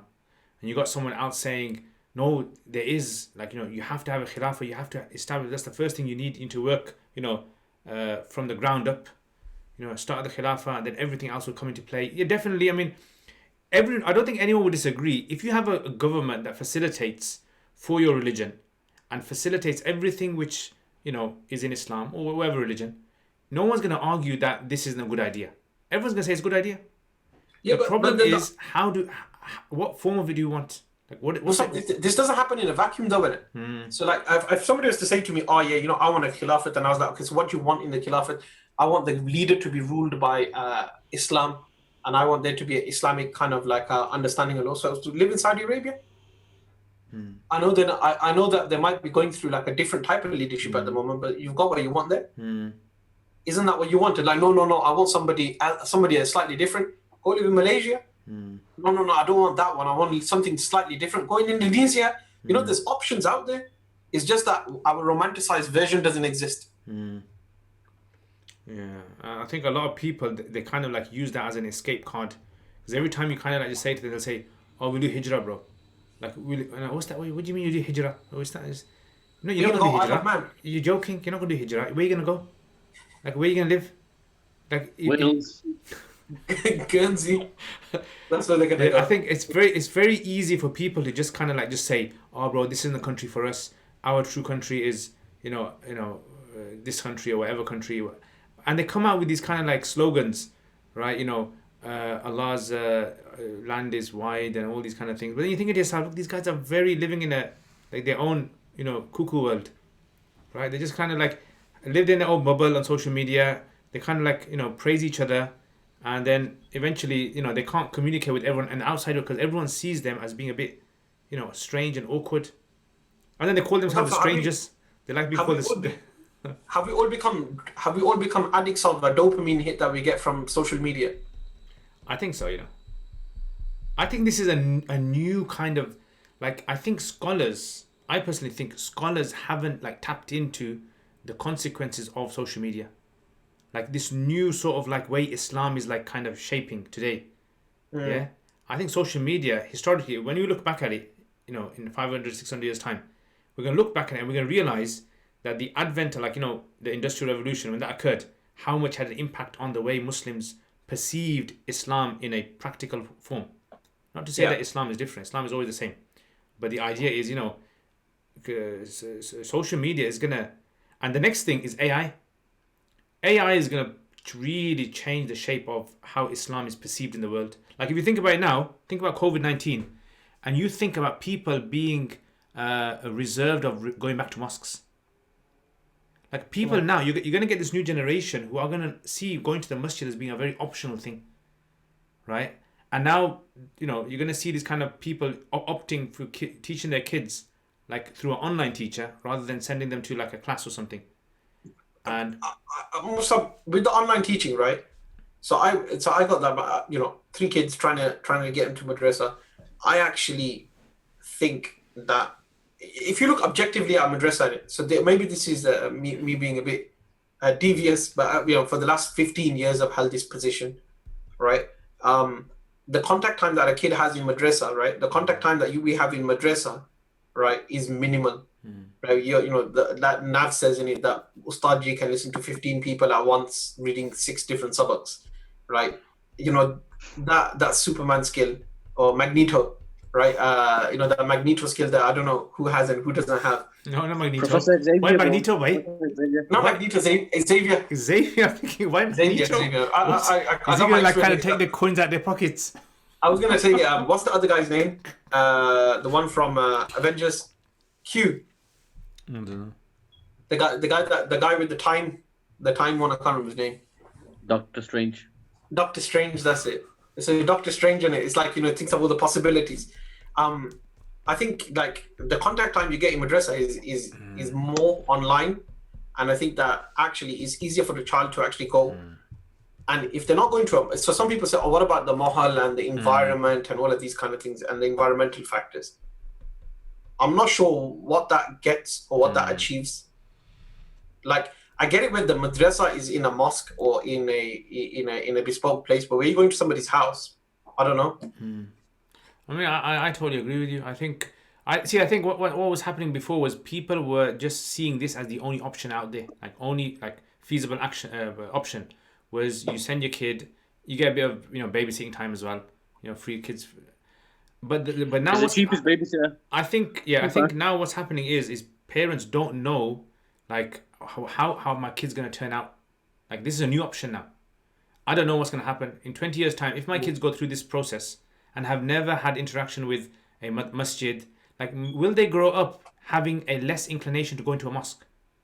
Will they have a less inclination to having some sort of like a like an emotional connection with the teacher? Because online you're restricted to how much emotional connection you can have with someone. So what I'm saying is, at the moment we're still in the teething stage of this, and what I'm saying is when AI comes in and you don't need a teacher anymore, because the way things are going now, you can have this kind of what do they call it, fake. What do they call it when they replicate a person, the features and the way they speak. Oh, the I know what you're talking about. I don't know what it's called though. So basically something like that. So you get something like a Frankenstein mix between Alexia and something else. Yeah, and you can basically this is gonna it's gonna happen very soon, because when I remember when I was about 9 years ago. Sorry to interrupt you, Mufti Saab. There's brothers actually developing something like this. It was the Germans. It got posted to our charity if we wanted to invest in it, but like obviously the lads are very unsure about it and they just like moved away from it. But it's already happening, Mufti Saab. What are you suggesting? 9 years ago, I went to this university presentation, and there was a lady there, and she was I don't think she was a Muslim, and she was actually working on an AI that could actually like you feed it Arabic text and it could read all the Arabic text and it could teach you the tajweed in there. Right, and she was working with another guy from I think it was from Lebanon or Jordan. I can't remember which one. But the point is that see AI, the way it's advancing is it will reach this level where it can actually replace teaching. So if it can reach a level where it can replace doctors, it can definitely replace teachers. In the sense, when I say teachers, I mean in the way people perceive the need for teachers. What's the need for teachers today? Most parents will say, I just want my child to be able to read Quran. That's all I want. I'm not bothered about anything else. It's true. So generally people will see that. Now if you can pay for an app, all you have to do is buy an app for £3 and you just have it on and it can monitor your child and it knows its heart rate and it knows all these kind of things about it and it knows how to teach the child, and it's more like, tailored for that child, bespoke. It picks up learning patterns. It knows how your child thinks. It knows like what way is best for your child than another child. It's obviously the best teacher in the sense, that it can make things easier for them. But what I'm saying is, look, we haven't kind of trodden on this path so far.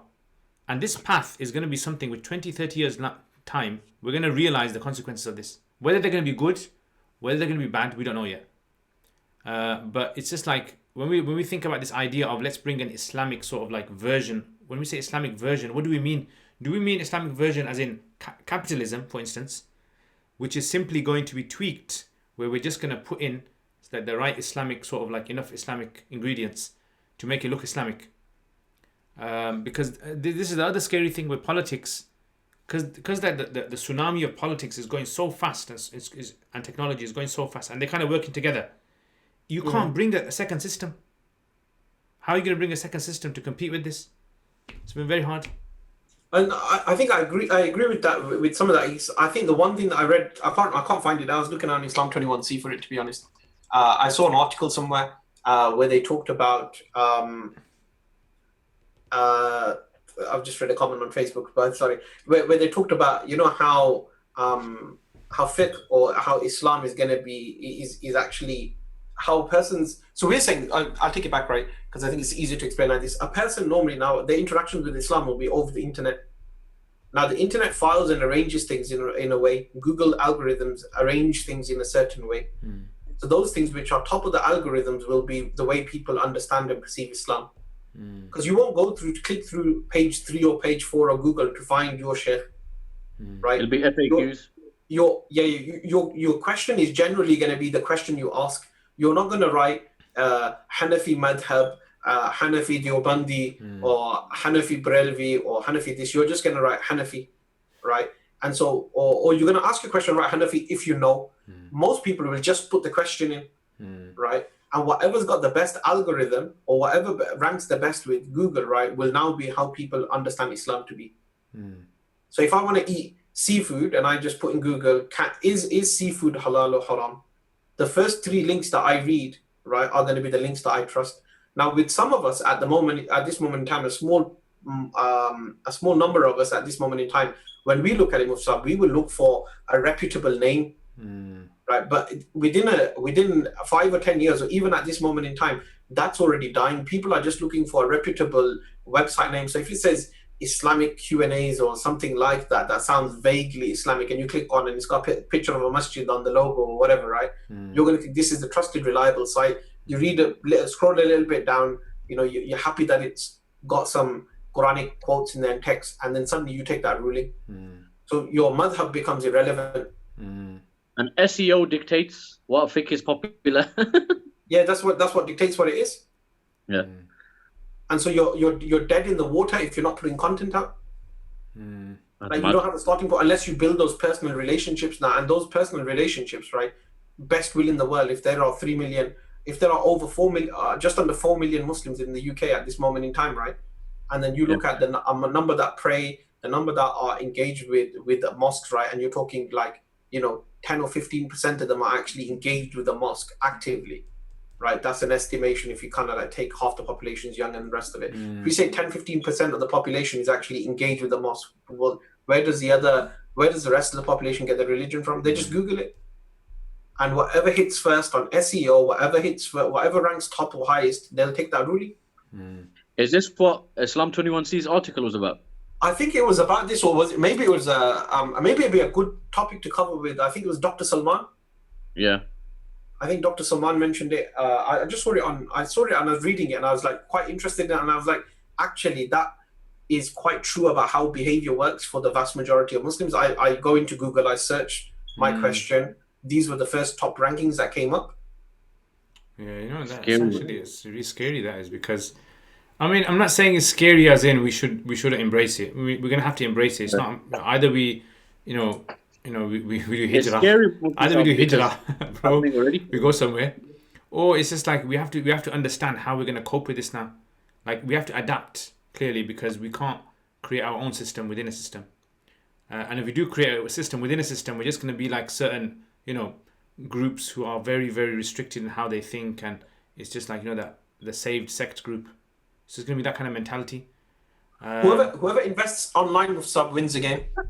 Yeah, I think whoever invests media. Most online. I used to say to people, like this was like in the early 2000s. I say to people, we need to invest in media. We need to start up, you know, TV channels. We need to start up, you know, these kind of like organizations, like we had, you know, with the Islam Channel and Iqra and these, because that's the way that you can reach out to a larger audience, and they'll trust you more because simply you're on the TV. Right, then no one's ever come to me and said to me, "Where's your ijaza?" Like, where's your ijazah that you've studied? You're right. It's more about, it used to be word of mouth, but now it's more about algorithms now, and algorithms can manipulate it in any way. And you can have someone who is a very, very deviant individual, and he simply is very popular with the algorithm because his name keeps coming up, and he might even be a non-Muslim. Yeah, That is the case. They were the first people Imam to at the have beginning of his TV name. station. He might just have Imam at the beginning of his name, and people think, you know what, this guy is someone. At least let's listen to what he has to say, and the guy could have no qualifications at all. So Mustafa, It's already happened. I've just typed in Google right now, right? So it depends on all my search cookies as well, as to kind of like what kind of answers I get. So I typed in how many pillars in Islam, right? And the Met Museum came up with the first answer with a curriculum resource telling me there's 5 pillars in Islam. Then it was Wikipedia again, BBC.co.uk, right? And then it was Khan Academy that were telling me how many pillars there were. Dictionary.com, and then it was Muslim Aid and the Saudi Embassy. Fair play to MA though, for making the list. You did something right. Yeah, and I think you're right. These kind of. See, like, Subhanallah, Islam has got 5 letters in there, and there's 5 pillars. Allahu Akbar. Subhanallah. I just figured that out. Give me a popular question now. I'm gonna Google it. I want to see what kind of answers you get. Are octopus halal? Are crabs halal to eat? Yes, they are. No, I researched it to eat. So are crabs halal to eat? The first answer comes up from why is crab meat considered halal by Quora, right? And it says yes, crabs are halal, and especially the Pteris pubis crabs. These crabs should be eaten by devout Muslims at body temperature and slightly moist. That's the first answer that comes up. The second one is Darul Iftar. That must be true. The third one is Islam Stock Exchange.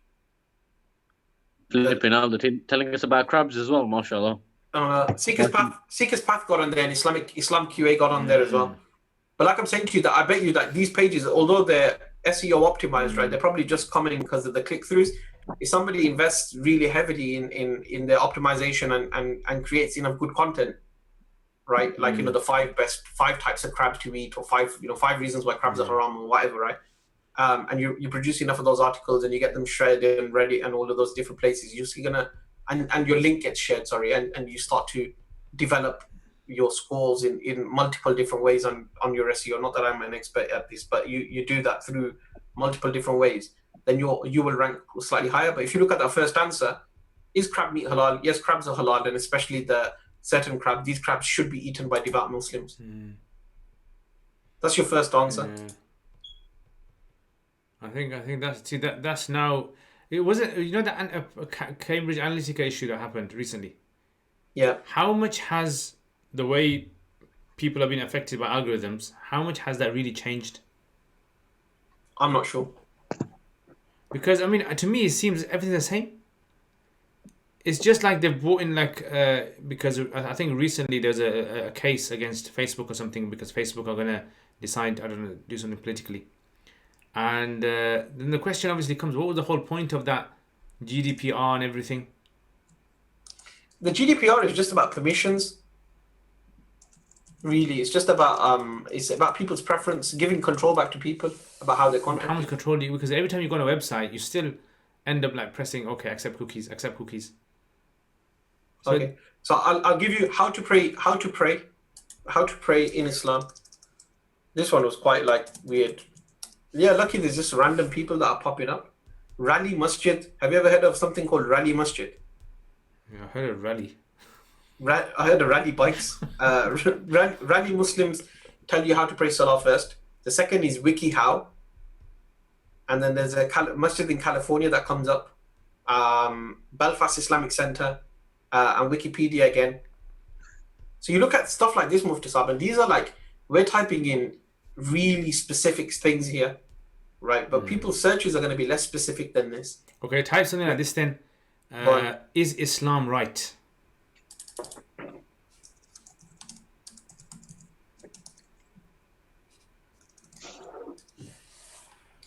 Okay, so your first thing is Vox.com, an atheist Muslim on what the left and right are left and wrong about. Second thing, That's the first one. That's the first one. The second one is a a Wikipedia, which is a criticism of Islam. The third one is the BBC article, which is ex-Islam, they left Islam and now toward the USA. I think there's a moral arc one, why Islam. Yeah, but these might be affected by what the searches that you do anyway. Yeah, but I'm not searching like. Yeah, but still, BBC there must be something that in your searches which. But my I laptop's thought quite you new, having so a I haven't got fake cookies on crisis.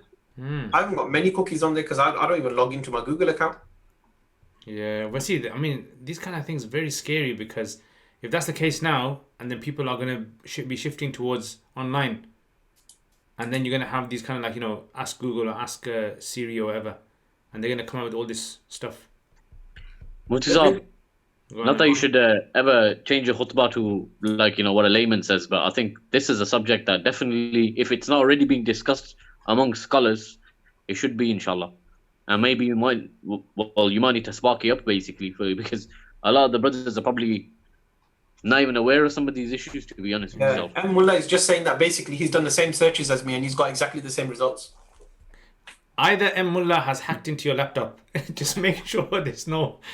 Or because Mullah sounds like a Gujarati surname, and because I have an ancestry from that region, maybe we search exactly the same things. Discounts. Algorithm goes, who's asking the question? Our homepage is what's up because we're Gujis. Our homepage is hot UK deals. we wake up and check. We check Spock and hot UK deals before, those are the 3 pages that open. You know when you used to open a Sony laptop back in the day, 3 tabs used to open. So ours is hot UK deals, Spock and Gumtree. But Nav, what you were saying, I think that's very, very important. The only problem is, whenever I talk about these kind of things, I feel sometimes, the audience, they don't kind of like understand the depth of these kind of things. As in, they kind of brush it to the side. They don't realize that it's something that's going to impact. And when it impacts, it's kind of absorbed themselves into it. And it's a bit too late. It's like, okay, now, let's say we talk about this. What can Muslims do to counter this? You can't do anything. There's a tsunami. There is something you can do. Organization was to set up Mufti Saab, because I'm sure, there's Dawah organizations that pay X amount to be go further up the list on SEO, etc. Okay, all right, okay. So even if there's a level of investment, what would happen is the people that probably don't want Islam to spread, they're gonna spend twice as much money as a Muslim anyway, and they've got a lot more resources, and there's a lot more. That's what I'm saying. There's a lot more anti-Islam organizations and lobbies out there that are willing to fund stuff like this. They've done it already. So what you're saying is right and wrong at the same time. It's right in that there are people that are going after this and not spending large amounts of money. What's wrong about it is that the money that the Muslim community has isn't organized.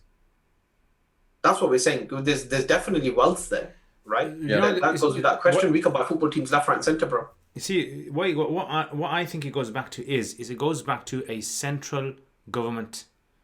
The power that a central government has over everything in a country is something that no organization can ever replicate.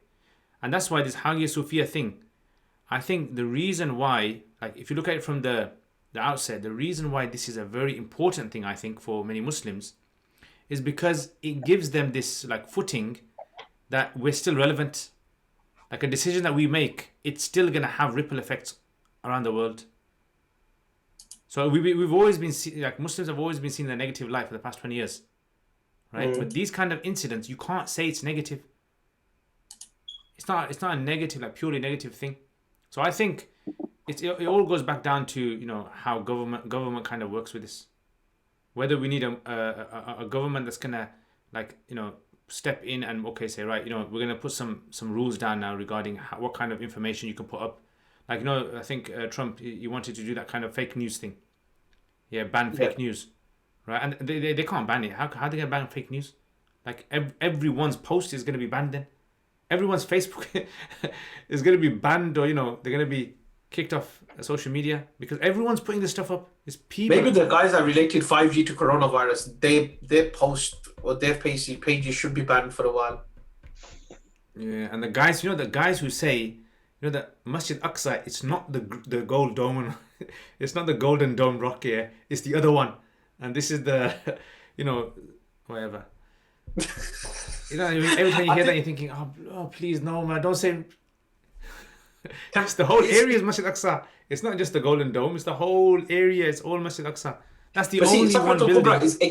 is precisely been created, Mufti Sahib, to give Jerusalem the an Islamic character from as soon as you walked in. I was reading one of the stories about why it was established and why it was made and why it was gold and put in such prominence. No, It's because gold was actually put there recently, 100 years ago, or just was the 150 gold put years there ago. recent, but what was the mosque built to give it an Islamic identity? So Abdul Malik bin Marwan, who came like 60 years after the Prophet ﷺ, Yeah. he was the one that built this. It was the highest point at that time in that area. So this is the only one, the lady was telling us, archaeologist in Masjid Aqsa, she was saying this is the only structure that hasn't been affected by earthquakes. Everything has been rebuilt multiple times over the centuries. This is the only one structure that's been there from the beginning. That's all. What about like something like, because at that time there would have been the Church of the Holy Sepulchre would have been there in it. But that's low down. Is that lower down? So Is it the reason he made it was because there were other churches that looked beautiful in that area. Okay. Makes So sense. it was supposed to be like an ornament for the Muslims. So you're right, yeah, definitely.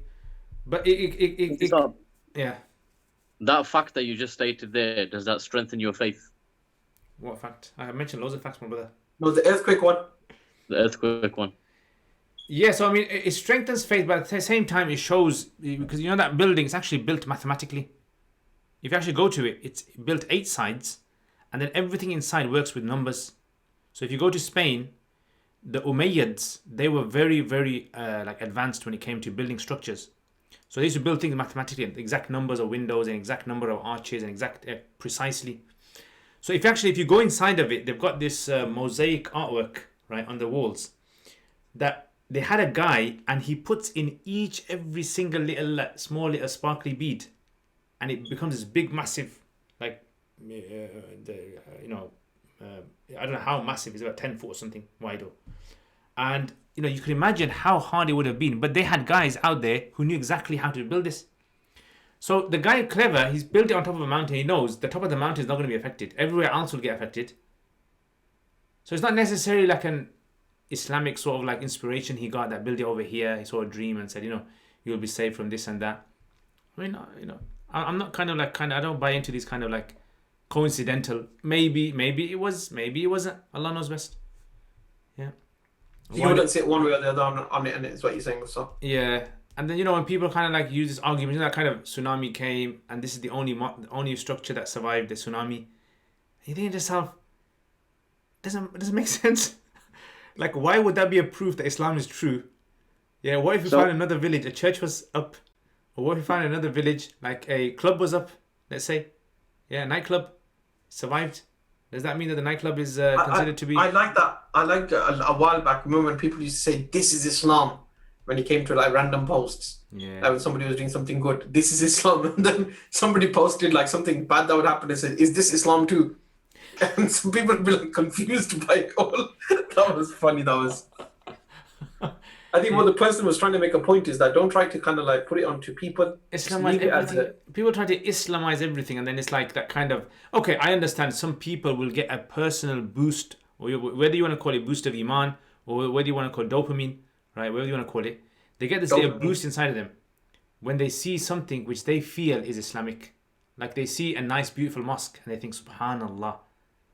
Yeah, why don't you say that if you look at a beautiful church, or a beautiful synagogue, or a beautiful, mandar, or a beautiful, I'm saying Take beauty. I mean, beauty. Like the pyramids are beautiful. If you think about the pyramids are the most accurate mathematically, the way they're built. It's like some of the that what's his name? Is it Graham Hopkins?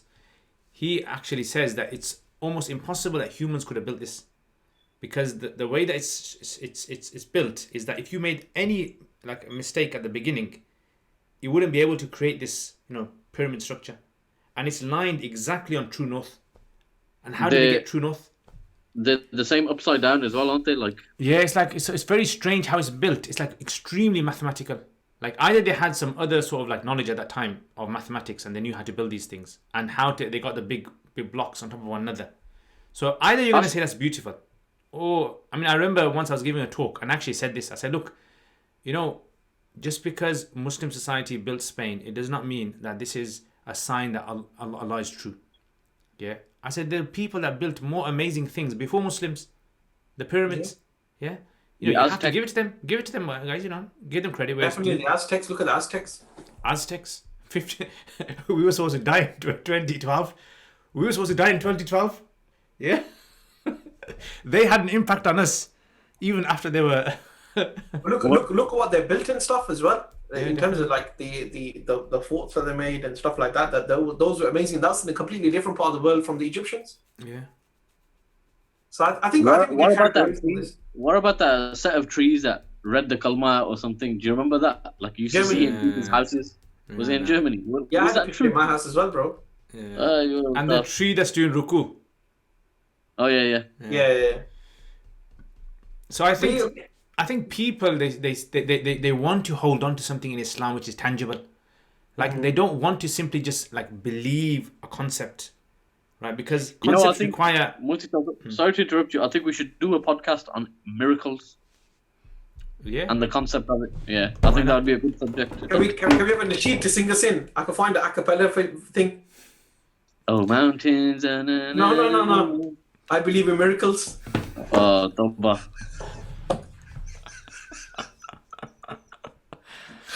Allah. I find the a cappella Naveed version, bro. The viewers of today probably thinking, what is this? A political, from Muslims to world politics to coffee to. Well, to be fair, Mufsab, I've been asked for the audio only. A couple of people have asked for the audio only. Okay, alhamdulillah. So I think we need to think about how we get the audio. It actually is a good question for the viewers, those who are regular.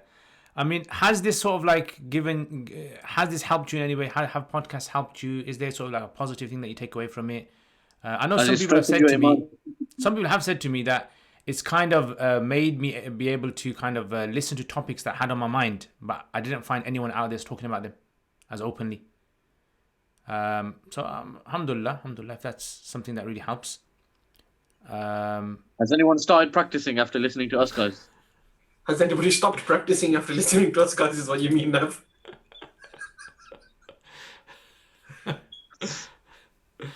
Yeah, so as you can see, I put another light up here, yeah. Somebody's just asked again. He's just asked me on my Facebook. He's saying that can you get the audio? Because I listen to podcasts on the way to work. There must be some way we can. I don't know. I think there might be. You connect your phone. Yeah, you connect your phone to your car, and you just don't look at the screen. You just put the phone on the passenger seat, brother. Brother M. Mullah says because Brother M. Mullah just said he's here just for the jokes. Allahu Akbar. What jokes? I think it's my ones. I think it's my jokes. I have to. Mufti Saab's best joke of today is got to be the fact that he doesn't like answering questions. That's his biggest joke. Okay, let me tell you a joke here. Shall I tell you a joke? Go on. Yeah. How do you get an elephant into a fridge in 3 steps? So you've got 3 steps, and you got to put elephant inside of a fridge. You got to put elephant inside of a fridge. Yeah, but you only can. Bear in mind, it's a joke, not a riddle, bro. Only if you can do it less than 3 is fine, but 3 steps. I have no idea, Mustafa. Shall I tell you? Midnight on Thursday night. Shall I tell you?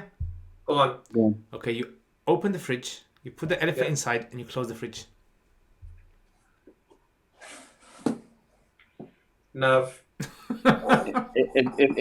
If this was a movie, you know that bowl of hay that would just roll across in like an old Western movie. Actually, I thought you could put the background. We could have had the moment in it. Now we could have gone. Okay, another one. Wait. How do you? Okay, then that's 3 steps. Yeah. How do you get a camel into a fridge in 4 steps? Is it got something to do with opening a door and closing a door? 4 steps. Okay, you can only use 4 steps, no more than 4.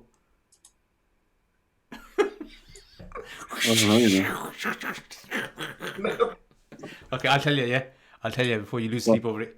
So you open the door, you take the elephant out, you put the camel in, and you close the door.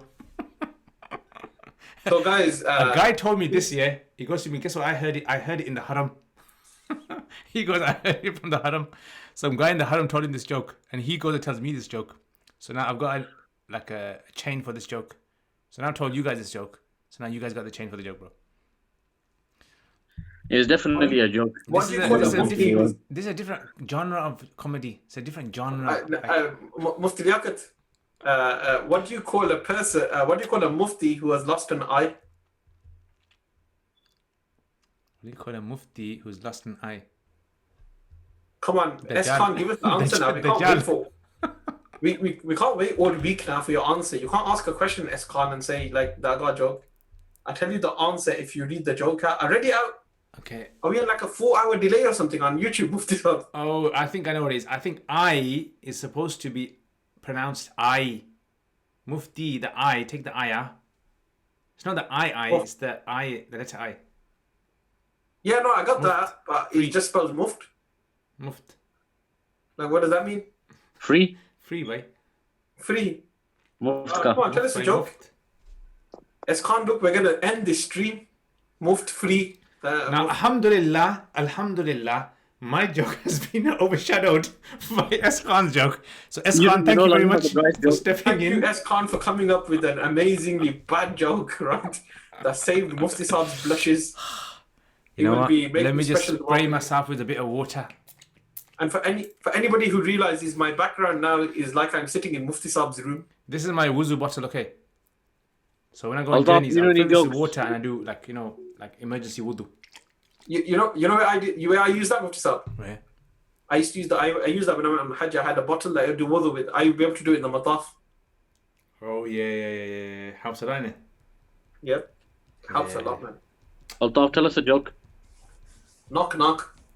Who's there? Doctor.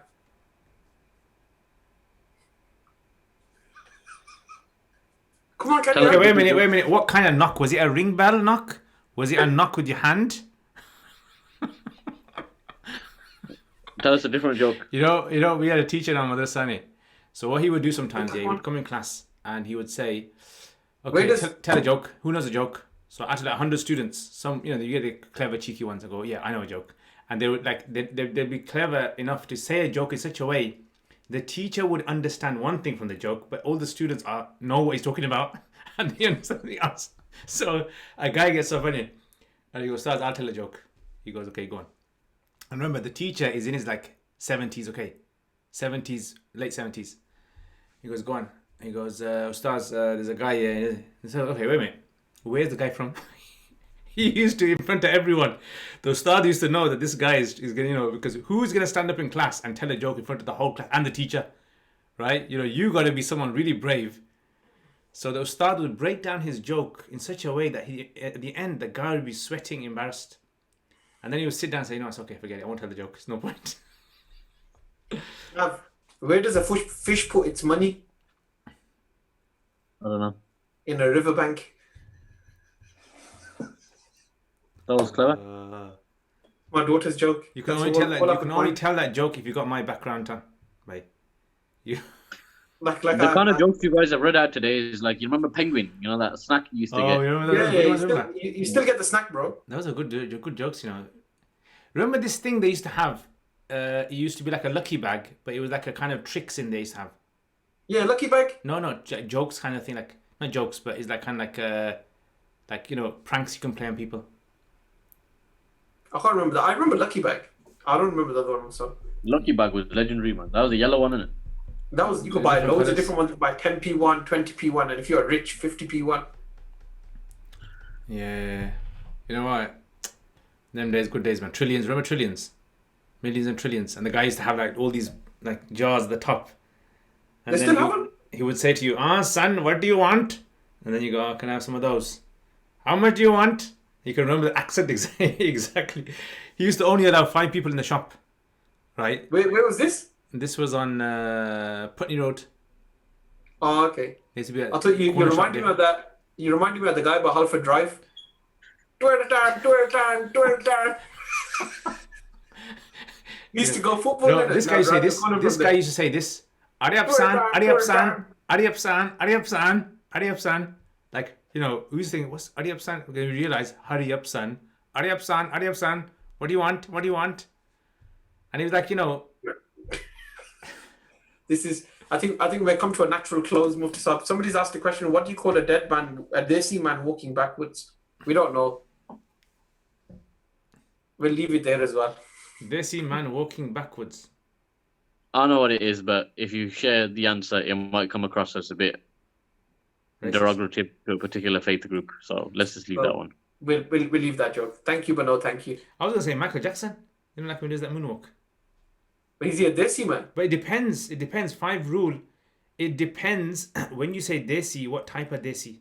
Like, are you talking about someone who's born and brought up in a desi place? Or are you talking about someone who's... This is the problem of telling a mufti of joke, right? He has to break it down into compose into elements and say, but if you look at the process of this, and we gotta look at the usul that we have, and it's a joke, yaar. It's a joke, not a riddle. You think it's a riddle? I think that's why he's asking so much questions. Telling you, man, never tell a mufti a joke. No, you got it, man. You gotta kind of you gotta interact with the audience. Hello, I think let's go. All right, guys. Jazakallah khair for watching, guys. May Allah bless all of you guys. Please consider inviting Ishaq Muhammad to the podcast. This will be a really good one. Yeah, I heard about this guy, Ishaq Muhammad. Is he a Rashid guy? I don't know. He's supposed to do some he's got some website, hasn't he? I think Kaan put something up on one of the comments before. So we'll have a check of him. We'll see if we can get... I mean, first of all, we don't have unlimited funds. And number 2, we don't know everyone in the world. We only know a few people. Naveed does. Now, if we get Nasheed guy on, maybe we can have a whole Nasheed, we can do a whole podcast and he can just go, for 2 hours. Yeah, I don't mind it. I don't mind. I can do it. I'm just going to keep changing my thobe. I'll just disappear for a second, change my thobe, put the hill in the background and start going like this. Is his website called 4 Temperaments? Yeah, that's the one. Well, okay. Be interesting. I'll have a look at that. Yeah, we'll see. Inshallah. You know what actually be good with the Qurbani and everything that's taking place? Would you reckon one of the brothers from Hill Farm would be interested in jumping on the podcast? Excellent Qurbani, something like local Qurbani, world Qurbani. I can ask a couple of places. I can ask Hill Farm, and I can also ask Quality Lambs.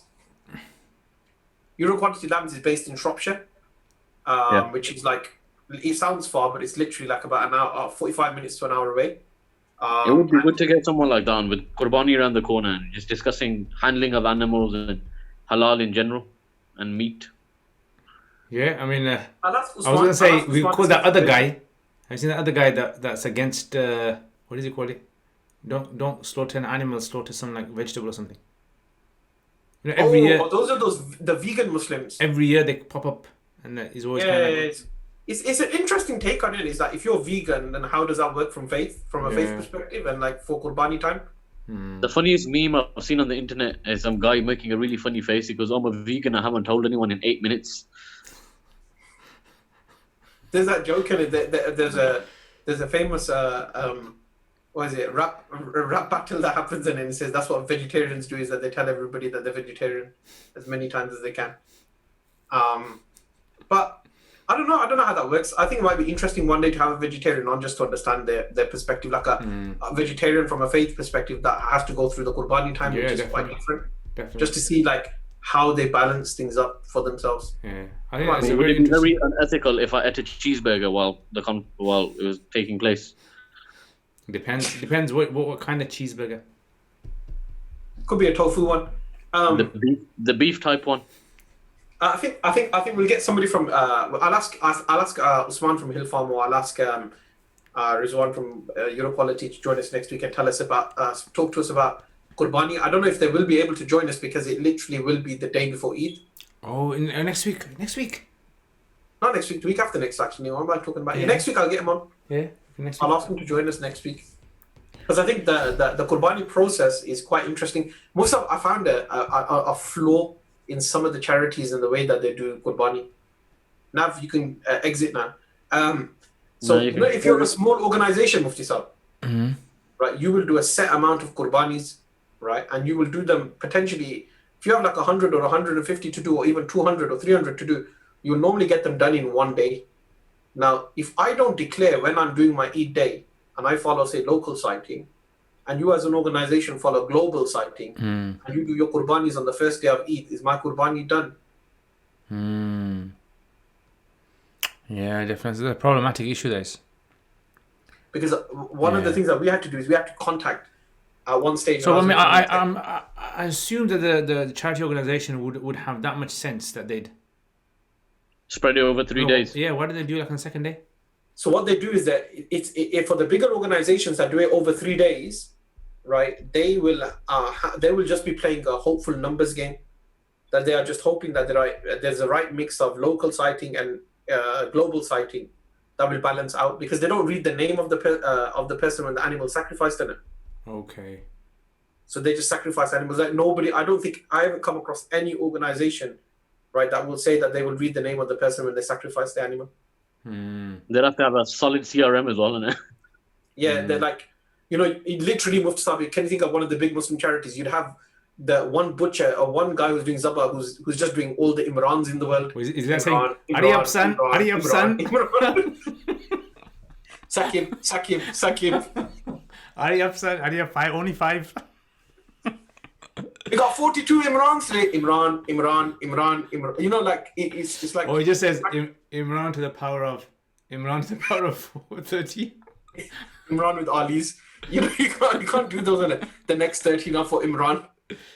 Like I don't know. That's quite an interesting one, because I find that the larger organizations, they would normally struggle with stuff like this. And although it's like a small point, and some people would say, "Oh, I give it in the sake of Allah, so I'm happy with it." Definitely. I think it's a bit problematic. There are lots of problems behind the scenes that general public don't realize, like issues with regards to what type of animal is being slaughtered. Like, how are you making checks that they're slaughtering the right animal? Is the animal that's being slaughtered, is it being slaughtered in front of other animals? The etiquette of it as well. And then when the meat's being shared as well, sometimes they'll deliver you the meat as well, give you some of the meat. Are you getting your meat? Are you getting someone else's meat? Is that because I've been involved in projects where we've done that, where we've given some of the meat, and the conversations that I've had with the person at the abattoir is that they try to make sure it's the same meat, but they can't guarantee it, because they're just doing so many qurbanis at that time that you will get 2/3 of an animal. Whether hopefully it's your animal, but they won't guarantee it. They just said that we wouldn't guarantee it because we can't live up to it. That guarantee.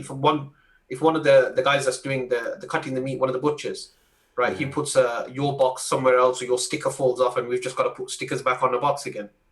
Like, we don't know where they go. So he was like, to be honest with you, we give people their meat, but we're not going to give them that much. Yeah, no, there are definitely, and I think that's why we need next week. We're a good idea to discuss these kind of. Yeah, I'll get one of them on, inshallah, next week. Have a conversation with them. Alright guys, Jazakumullah khair. Thank you guys for watching. May Allah bless all of you guys, and keep all you guys safe. 5 Rule is saying, if our planet is spherical, why are our shoes flat? Well, not all of our shoes are flat. Some of our shoes are slightly contorted. Yeah. Yeah. The arch of the foot is curved. Wow. I've got trainers that are shaped like this. Does that mean, like, what shape is the earth then? Is it like a cube? What if you wear chappal? Those chappals that bend? The kind of, the one that everyone in the toilets you have in every, the cheap ones in every toilets that you have. Well, no one likes wearing. At this moment, I'm going to cut it off. Alright guys, Jazakallah khair. Assalamu alaikum wa rahmatullahi wa barakatuh. We're off live.